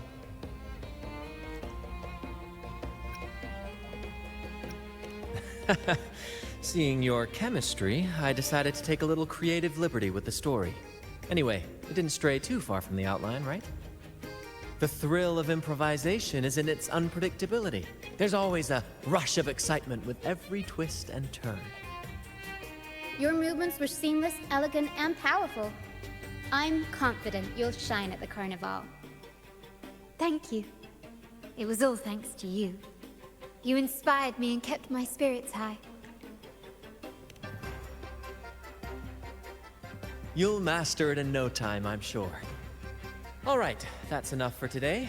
Let's save the grand reveal for the Carnival. Oh, and speaking of which, there's still something we need to prepare for you, isn't there? You mean the essential item for the Carnival performance? Don't worry. I've taken care of everything. Oh, so it's handled then. I can't wait to see it.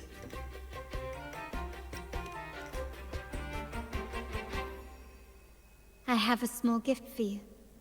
Let's head back to Raguna together, shall we?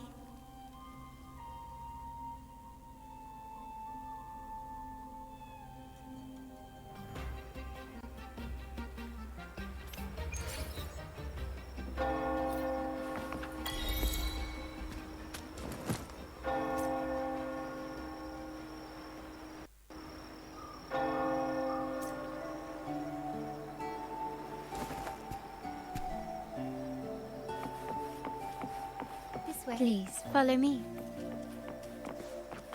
Where are we going? Please allow me to keep that a secret for now. I wouldn't want to spoil the surprise. But here's a hint. You've been there before.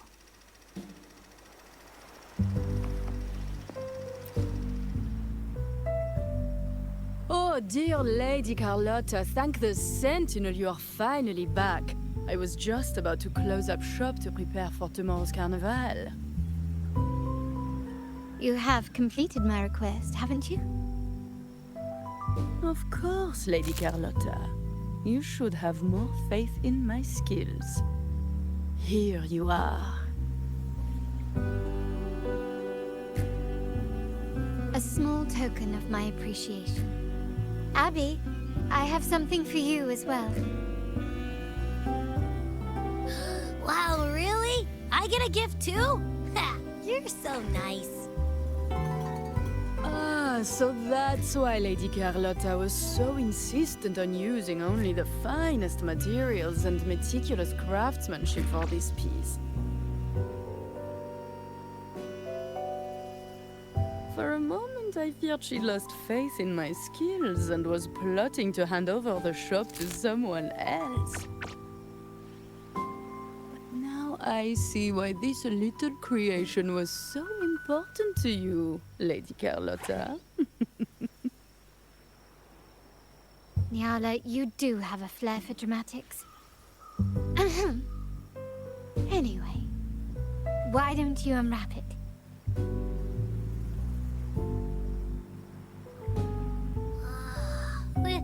This is... I took the liberty of having Nyala custom make this mask based on my impression of you. I hope it suits your taste.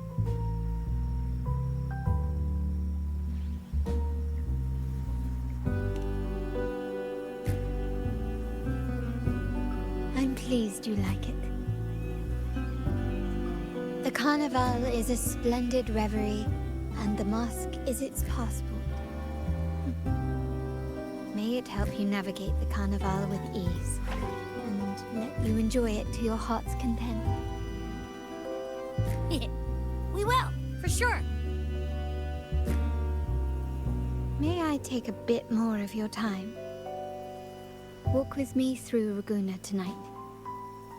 I have some additional information to share with you.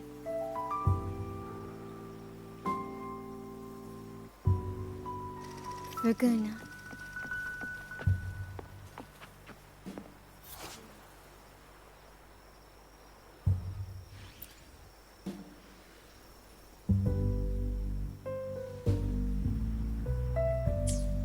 sapphire that crowns Solaris. The waters of Raguna serve as a mirror, reflecting the countless faces of this city, much like our own reflections. The people of Raguna possess a temperament akin to the tides. There was a time when the currents swept us into the jaws of uncharted waters, where relentless storms and voracious waves awaited. But after weathering such trials, they revealed to us a hidden gem: the shores themselves. My family has always been drawn to the thrill of a new voyage. One stormy night, fate decided to play a hand. What we discovered there on that island, the technology and novel ideas, was nothing short of a blessing in disguise.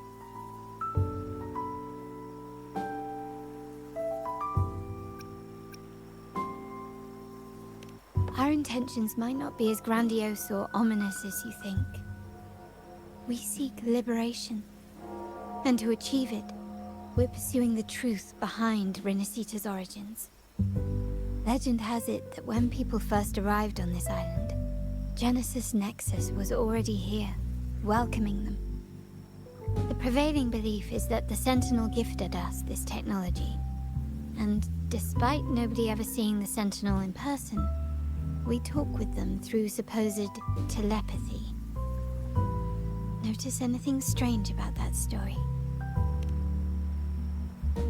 Terminals conjure up echoes, and the Genesis Nexus allows the Raganese access to common echoes.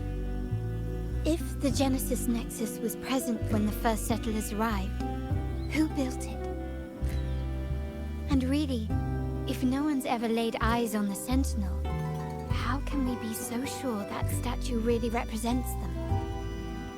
It seems to me the Order might have spun us a tale, hiding the true origins behind their grand myths.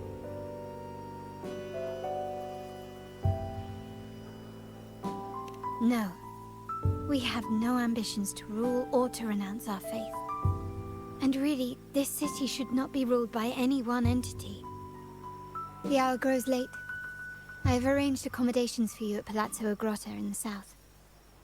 Let us walk there together, and I can share a story along the way. Think of it as a bedtime tale. I learned it from the troupe. It's about Fleur de Lis, the Blessed Maiden.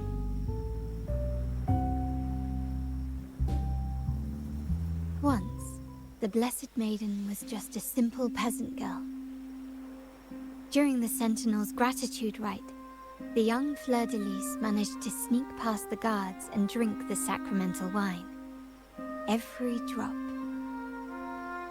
Perhaps it was the intoxicating wine in Eglatown, or simply her lack of experience with spirits. But she soon found herself quite drunk. Swaying on her feet, she ascended the ceremony's grand platform, lifted her threadbare dress, and began a rather ungainly dance. Seizing the sacred horn, she played a carefree folk tune, dodging the guards and weaving through the crowd with surprising agility. Remarkably, the crowd, as if drawn by an unseen force, followed her lead, transforming the solemn ceremony into a wild parade of cheers and revelry. Naturally, the Order was less than pleased. The Pilgrim's Sale did not yet exist, so Fleur de Lis faced 3 days of confinement. During that time, she used her prison walls as a canvas. That unforgettable day of disordered revelry left a lasting mark on all who witnessed it. Is it not remarkable? A rebellious girl, chosen by the Sentinel to become the Blessed Maiden. If the Sentinel indeed permitted such a girl to serve as their spokesperson, it suggests that all this joyous revelry is not something they disdain. Perhaps they too enjoy poetry, painting, tears, laughter, romantic tales of nights, and dancing amidst crowds, much like ourselves.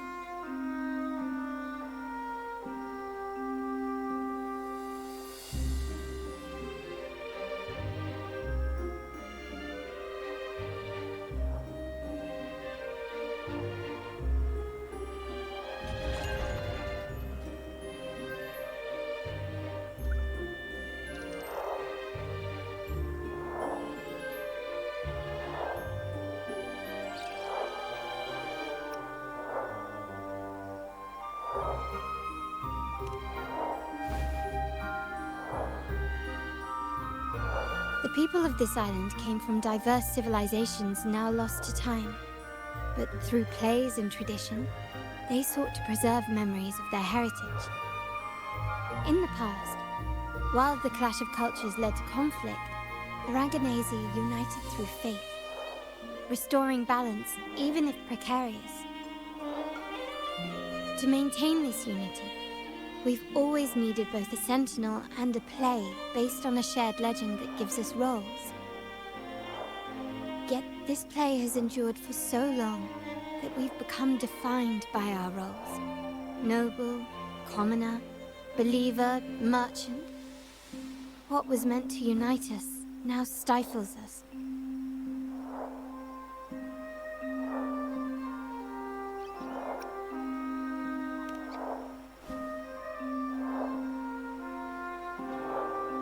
Now, we yearn for a day when we can truly set aside our titles and positions, express our true selves, and join together in celebration.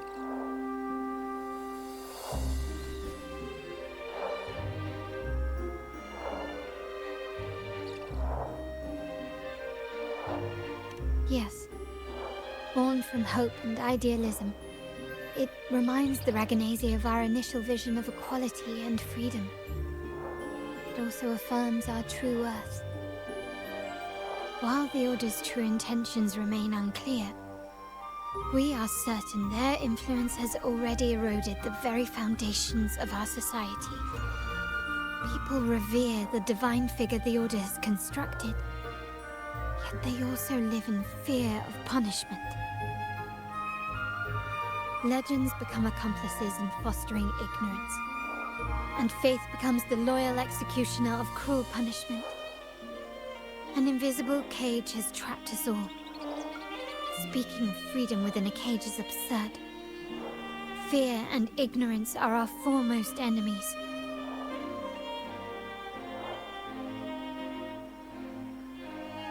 This year's carnival will spark a flame fierce enough to burn down that cage.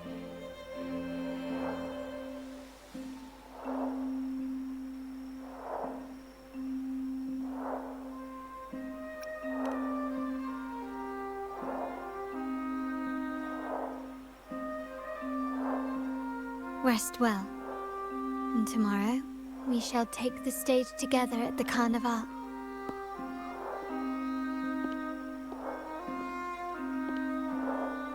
Good night. May your dreams be sweet.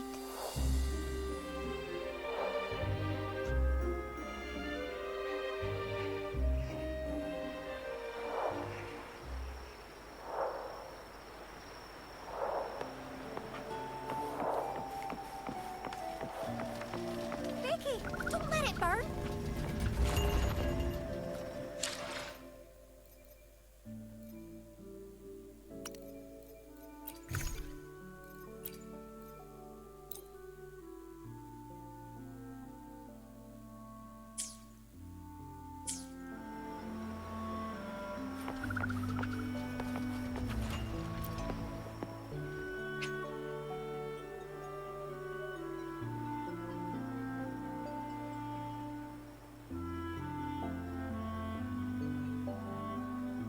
Welcome.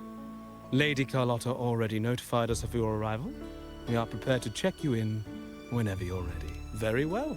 I'll escort you to your room immediately.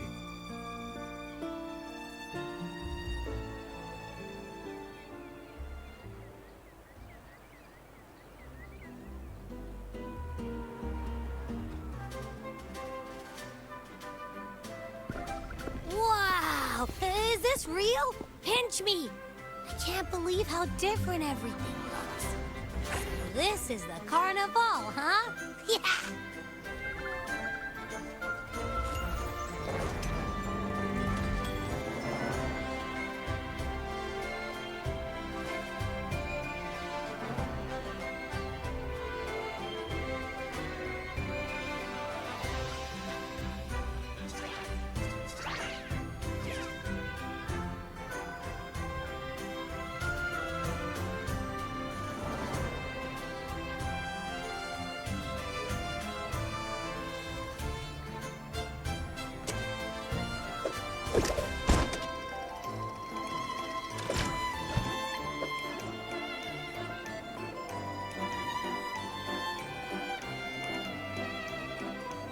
Can't wait to explore. Oh, by the way, it's been a while since we last saw Zani and Phoebe. Wonder what they're up to right now. All right, let's go. We should also keep an eye out for anything unusual along the way.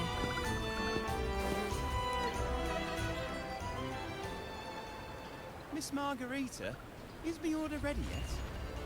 I was about to say, I have been waiting quite a while.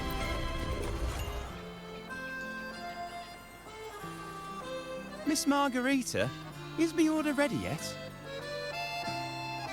Yeah, I was about to say, I have been waiting quite a while. Sorry, we're swamped with orders. Becky and I are doing our best, but it's a bit chaotic. Becky seems to be having some issues too.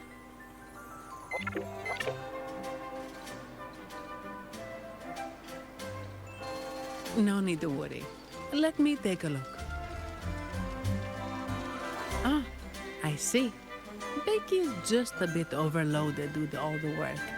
It might need a short break. Oh, good morning, my friend.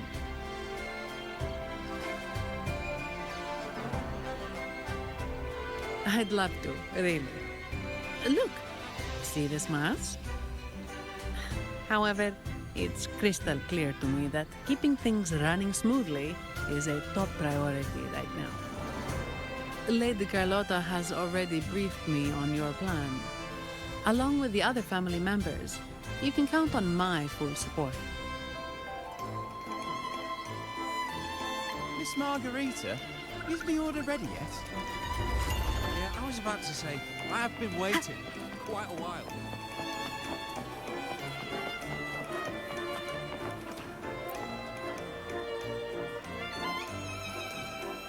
Is that Seamoss from the Pioneer Association? Something seems off. Why does he look sad?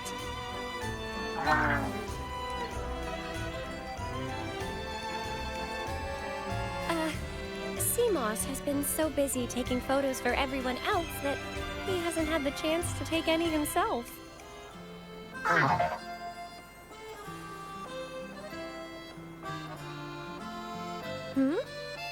You want a picture with me? But...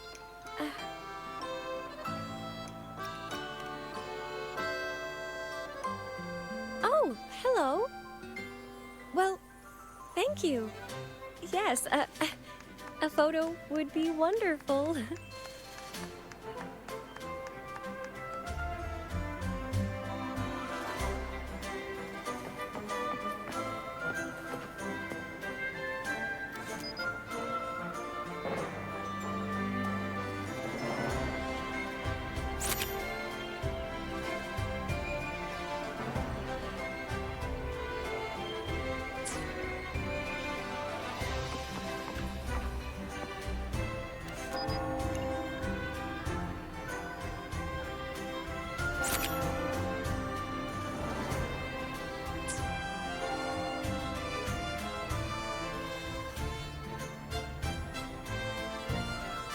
Rover and Lady Phoebe! I've been capturing the Carnival's many beautiful moments. What brings you all together here? You took this picture? Look at that composition and lighting! Who knew you had a knack for photography?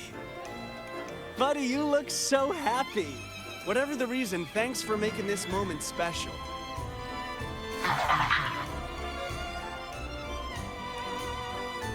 All thanks to Rover. She fulfilled Simos's wish. Just like us, Simos wants to savor every moment of the Carnival and leave with no regrets.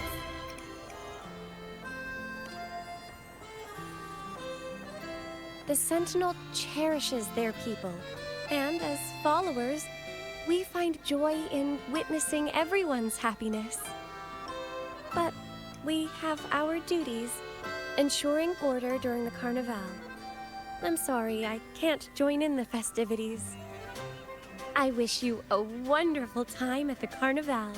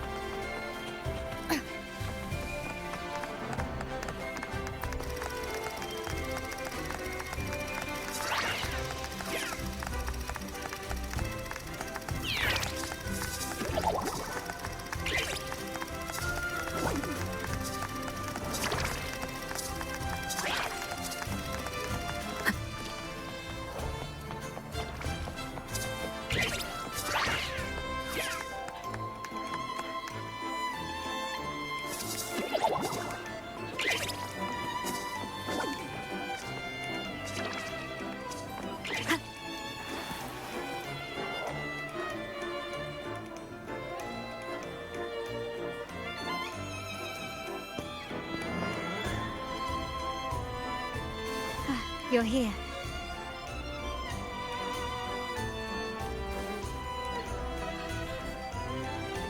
For the Raganese, the Carnival has always been an occasion to revel with abandon. It's what they truly desire.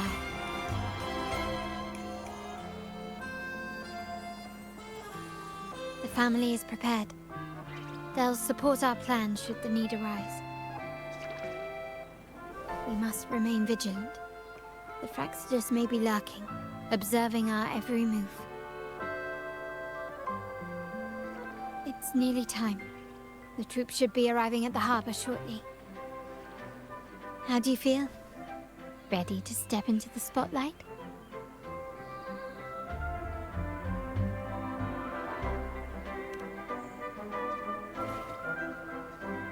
Excellent. We have the skills. Now it's all about improvisation.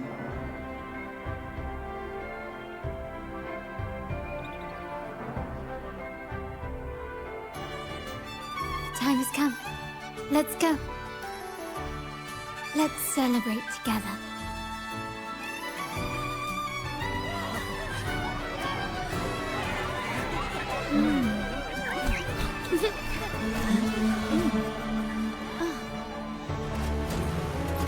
When freedom is unchecked, the insidious evil of division takes root.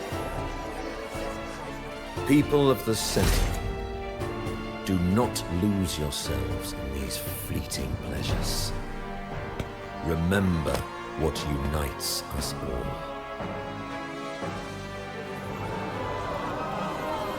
What is that?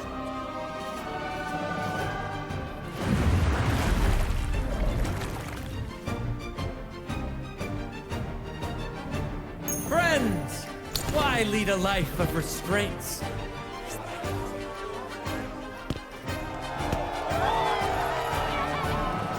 Why not live like there's no tomorrow?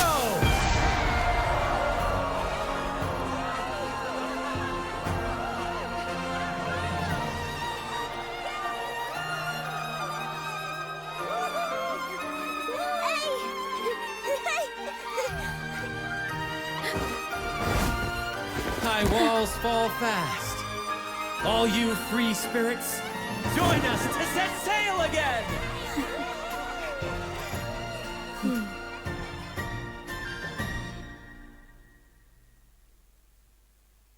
That woman, she's with the Fraxidus.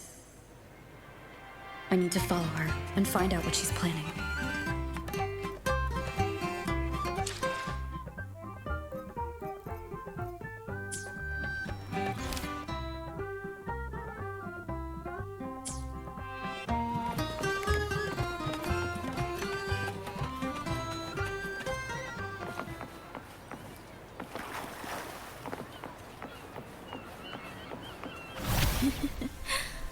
Right this way.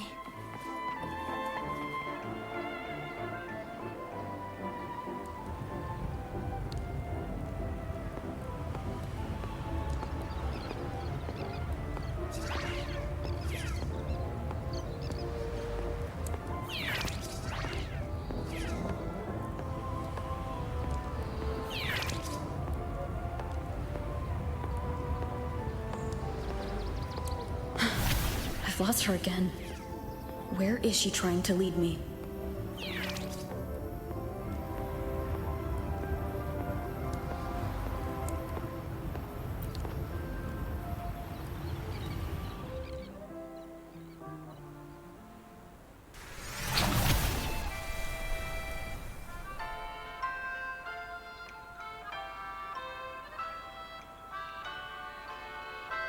Ah, we've arrived. Such a small world, isn't it? Oh, what an honor to be remembered. Let's continue our conversation somewhere lively and grand. A place worthy of the Carnival, not some dreary, dull corner. Decadence, indulgence. That's the Carnival. A vivid daydream and grand illusion for all.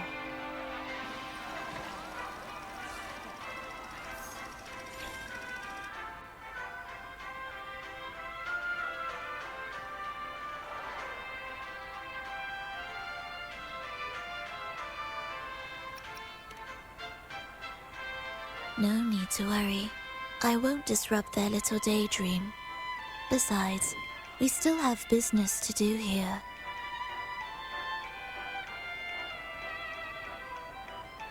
Now that you know what makes the Sentinel so unique, you should know we seek the same thing. That extraordinary resonator. How about I share a little story with you? A gesture of goodwill for our cooperation. Now, patience is a virtue. A story is best enjoyed with a captivating performance, and this stage is perfectly set for it. We're simply spreading the truth through a tale. I'm certain it will pique your interest, so consider this a heartfelt invitation to you and your companions. Join us. Pour your essence into this endless play, and use your humble strength to defy the raging current of fate.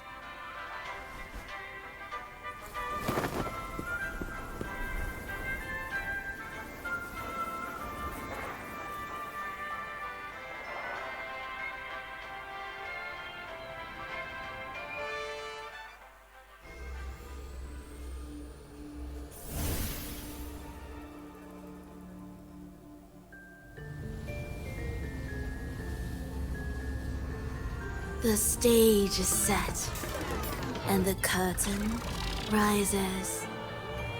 Actors, the moment to dazzle has arrived.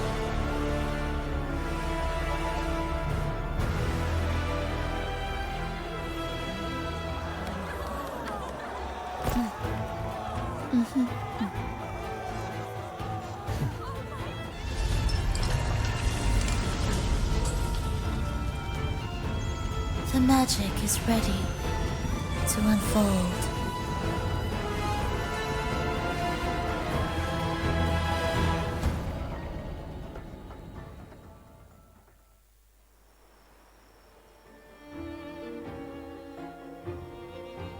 As anticipated, the Praxidus is on the move. Now, remember the rehearsal we did yesterday? All our preparations have led to this very moment. She intends to use those Lycorises to summon and control the Tacit Discords. If we destroy the Lycorises, we can neutralize them. Everyone is in position.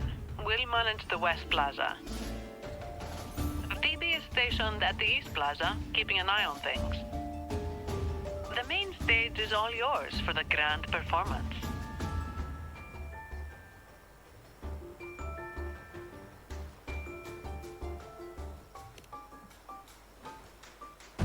I'll take care of the lighting and create the mood to make the performance stand out.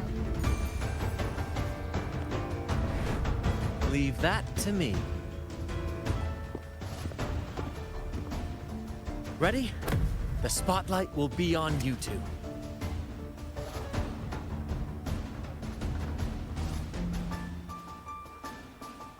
The curtain has been lifted. We can't keep our audience waiting. Then? Ladies and gentlemen, the grandest and most spectacular performance of the Carnival is about to commence. Let us give a warm round of applause as our actors now take the stage.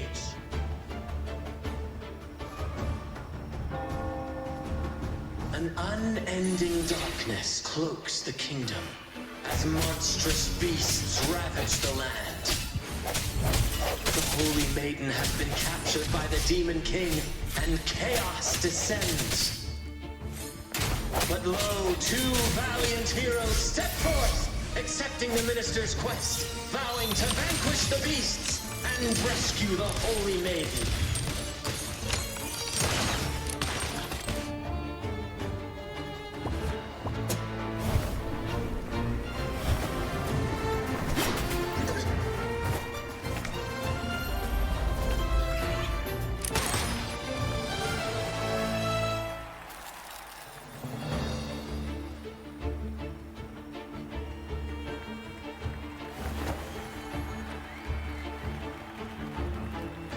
The heroes breach the first barrier, sweeping away the monsters within the city.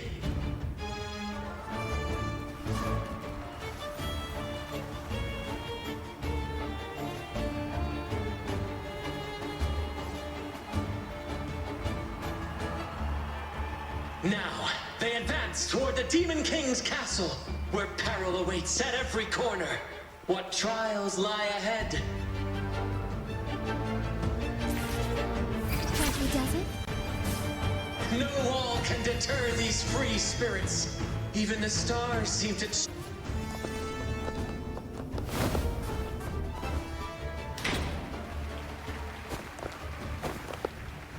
Exercise caution.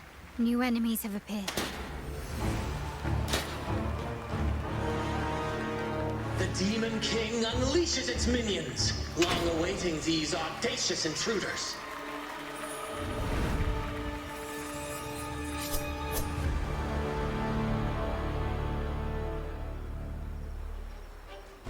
Quickly and swiftly.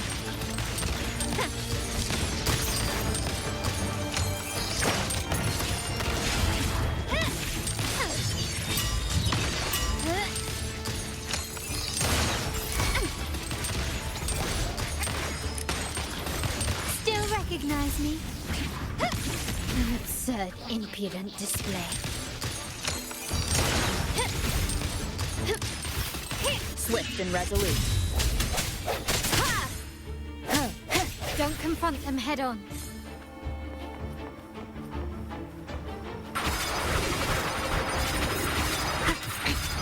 One more time.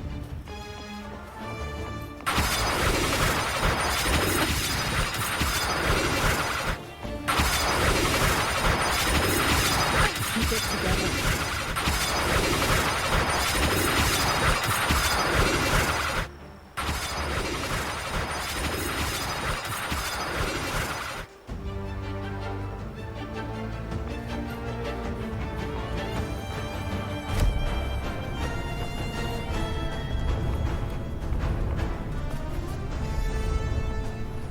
They launch a fierce assault, intent on crushing the heroes and grinding them to dust.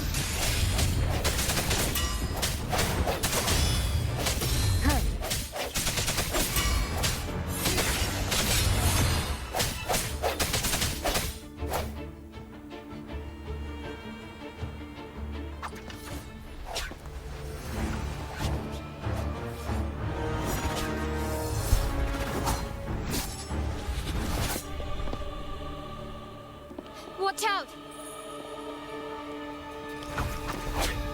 Now! A sudden twist unbalanced the heroes. Then at this crucial moment, a mysterious figure enters the fray. A divinity sent emissary? Or a spirit from the shadows, perhaps?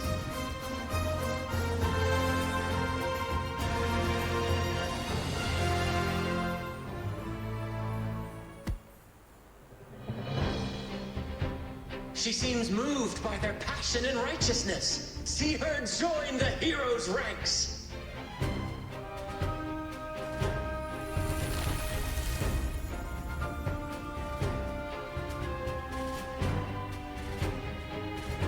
How delightful. I await your shallow, bated breath.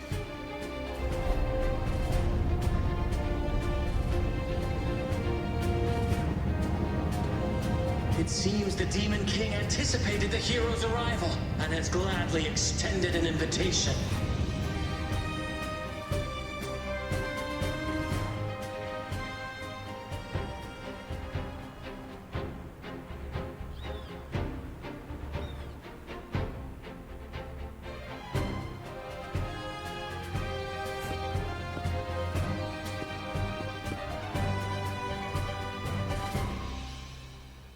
With unyielding determination, the heroes accept the challenge.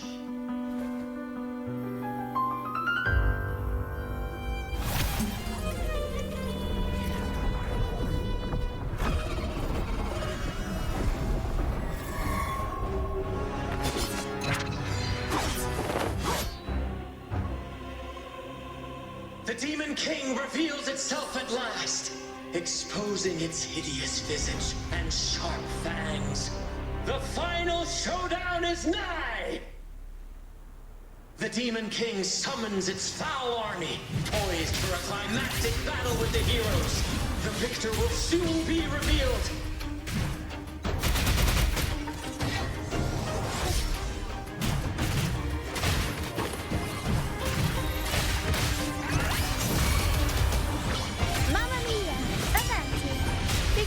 My compliments.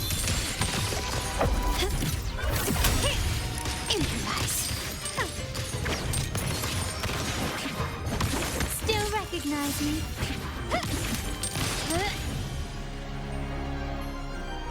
Amidst the clashing swords and the cries of the minions, the heroes face the Demon King.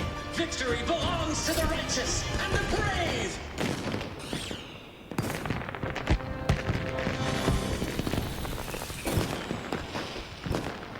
And now, we await the Holy Maiden's return.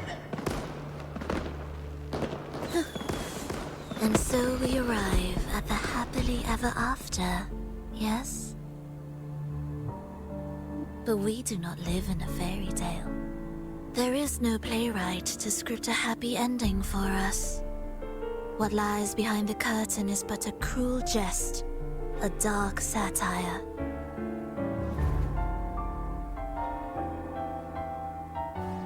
Let me reveal the truth behind that idyllic ending.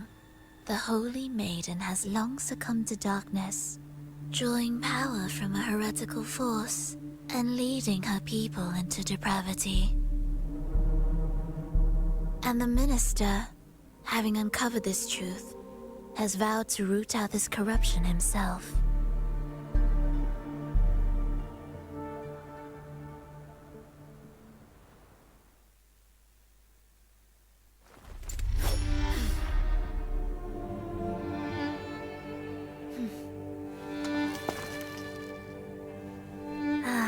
Come now, let us embrace the grand climax of this revelry.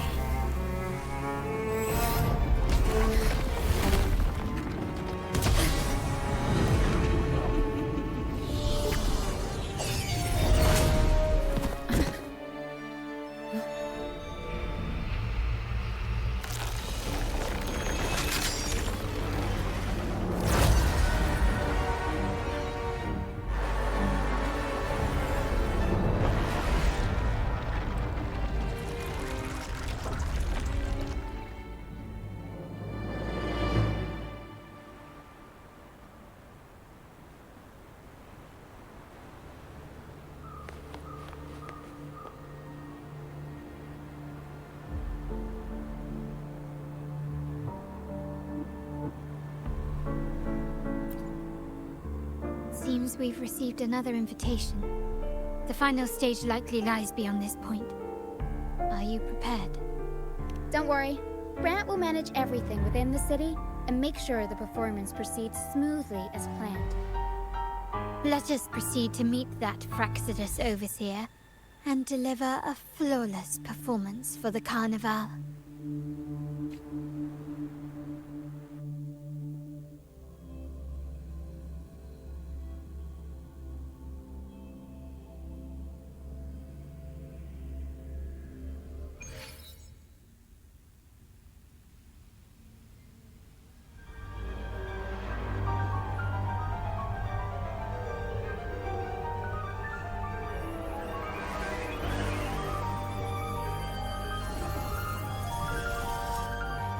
The wildcat has sounded thrice, and the hedgehog four. The peculiar bird sings. The moment is upon us.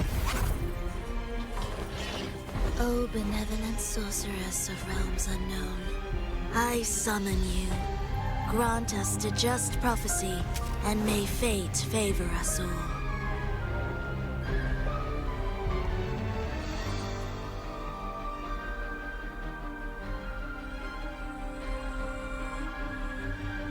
The night veils the world in darkness, while the feast captivates all.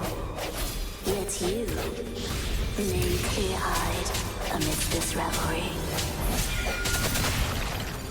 The honeyed wine has clouded their senses and quenched their flames of avarice. Yet it has stoked your bravery and kindled the fire within your heart. I shall unveil the first prophecy and shatter these burdensome stones.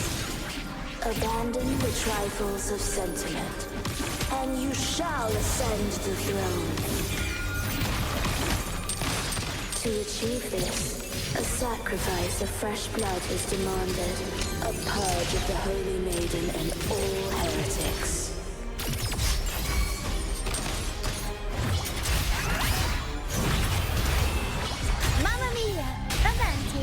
I'll warm up the crowd.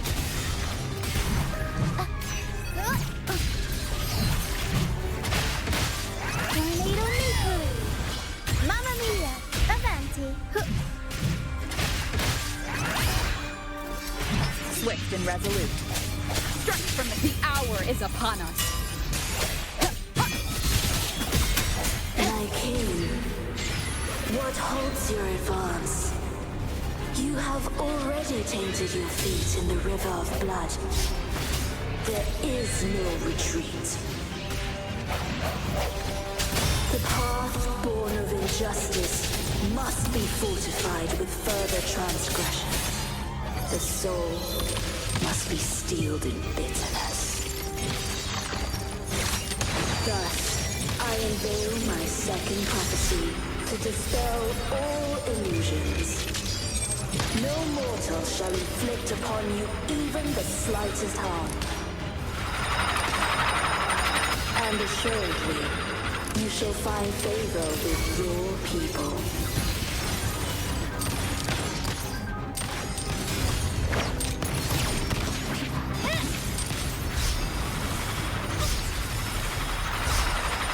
Is that it?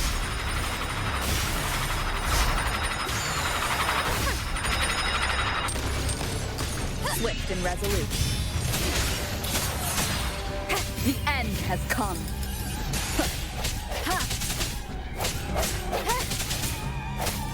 One with the sound. My compliments.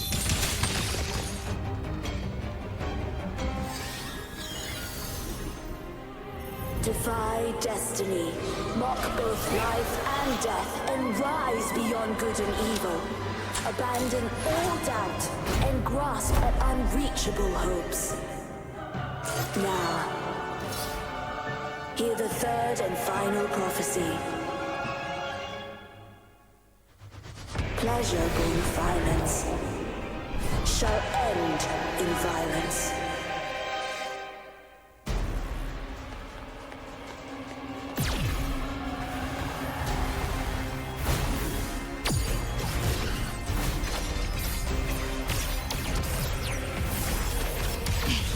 the wrong person. Stand up.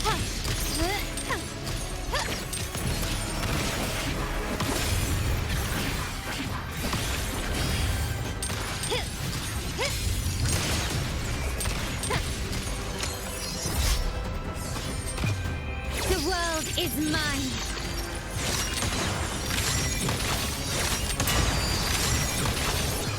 A new era awaits.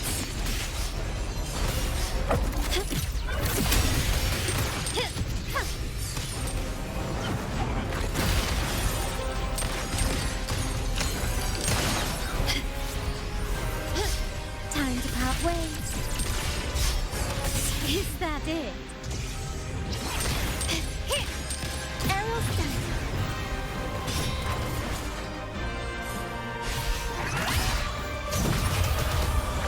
Mamma mia!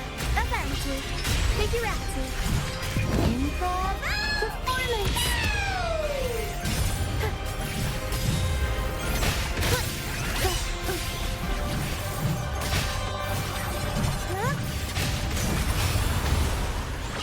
Mamma mia! I'll warm up the crowd. Swift and resolute.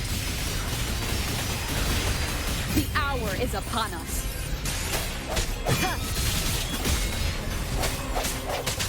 No hesitation.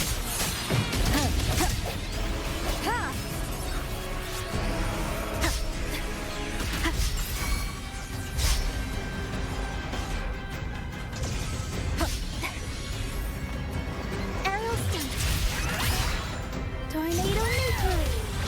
Mamma mia! Count me to rhythm. I'll warm up the crowd.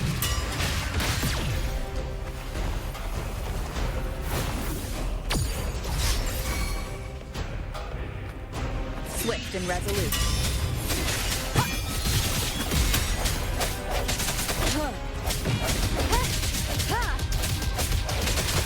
One with the sound. The end has come.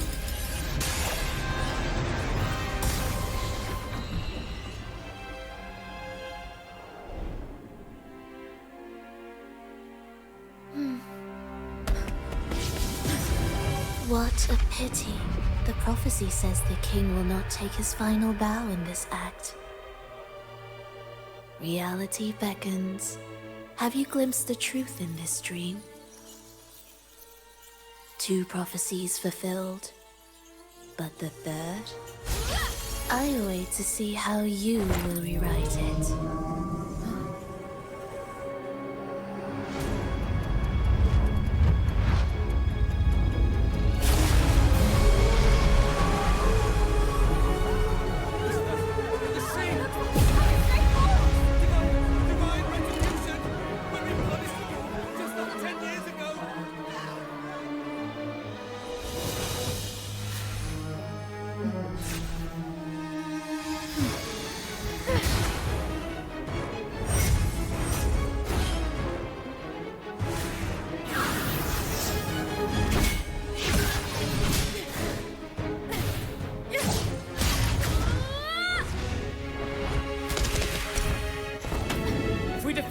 We can set the Cetus free! We'll give this performance the perfect finale!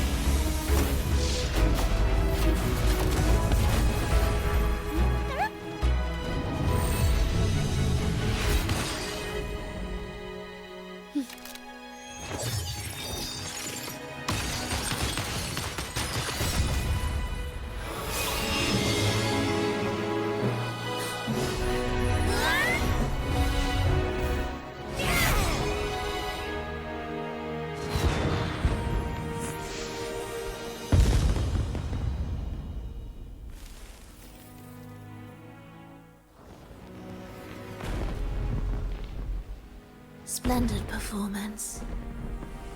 It's almost time for the final bow, but the symphony between us has only just begun its overture.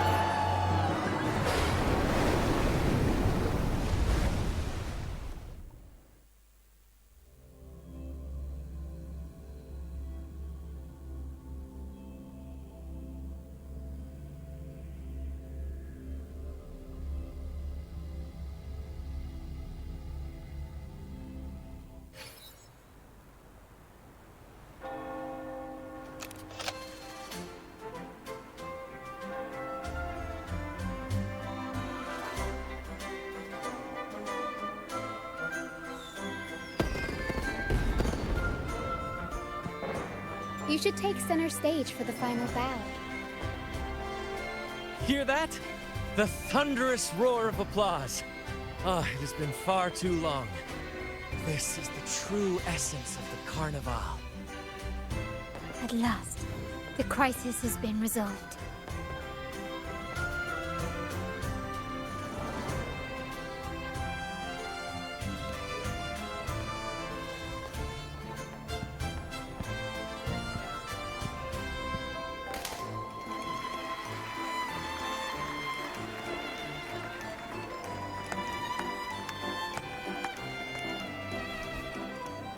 Lady Arbiter, I have heard thy call. I have awaited thee for what seems like an eternity.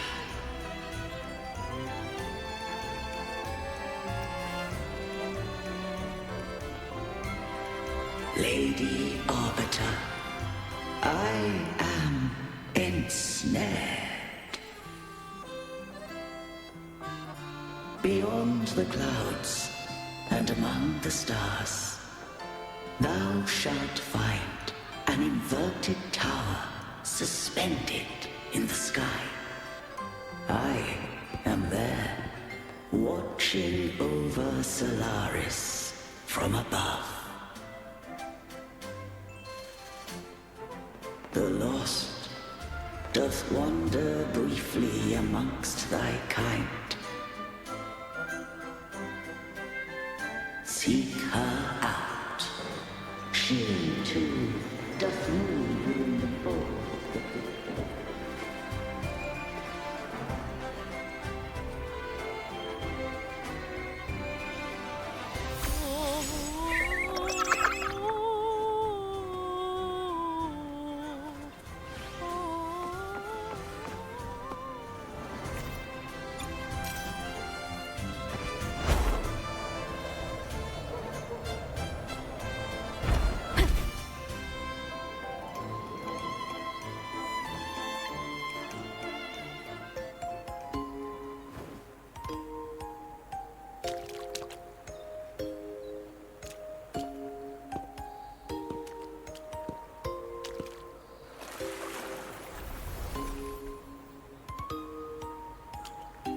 The next move is... Am I getting this right? It feels a bit off.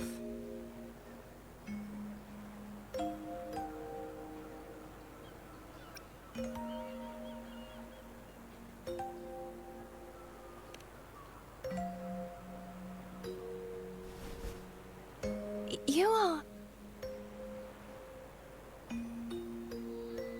No, never mind. Anyway, your performance was splendid.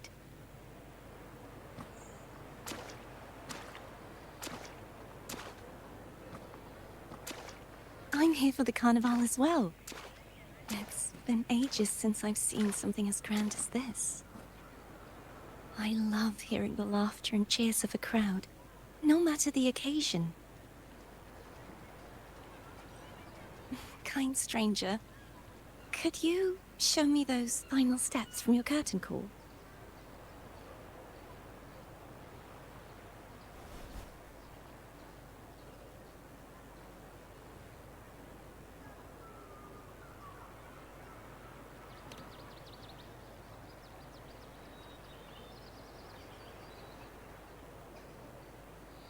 I'm sorry, but I can't stay here any longer. I must return.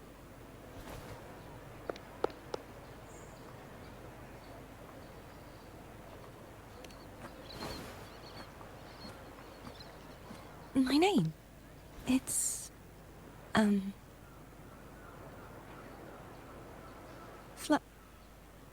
No. I'm Cartothea.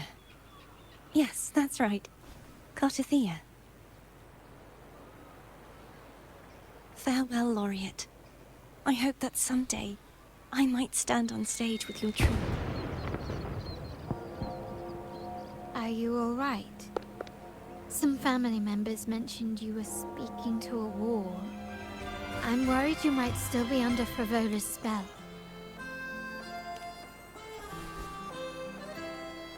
See who? Are you truly all right?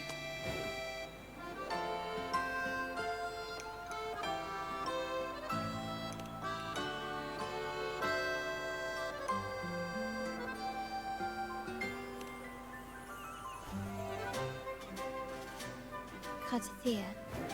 I'll make a note of it. If she was indeed here, she is likely still in Raguna. I will have my family start searching.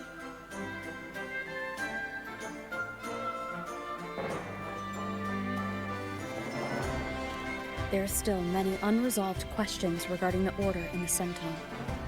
We need time to sort through what we've gathered.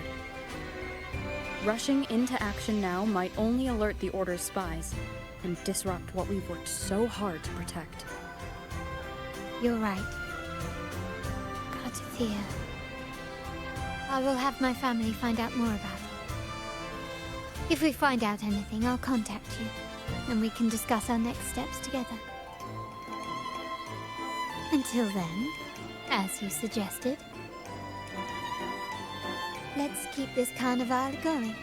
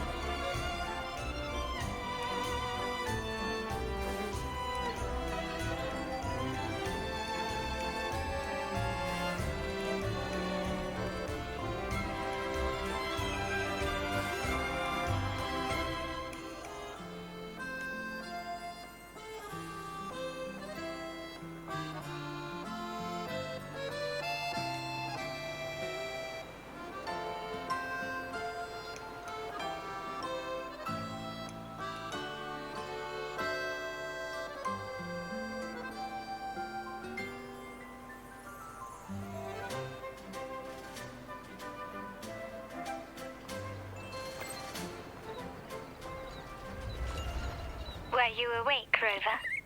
I trust you had a restful sleep. We have uncovered some new information about the Sentinel. Please join us at the family's safe house. I've sent the address to your terminal. Brant and Rotia are also here. We are awaiting your arrival.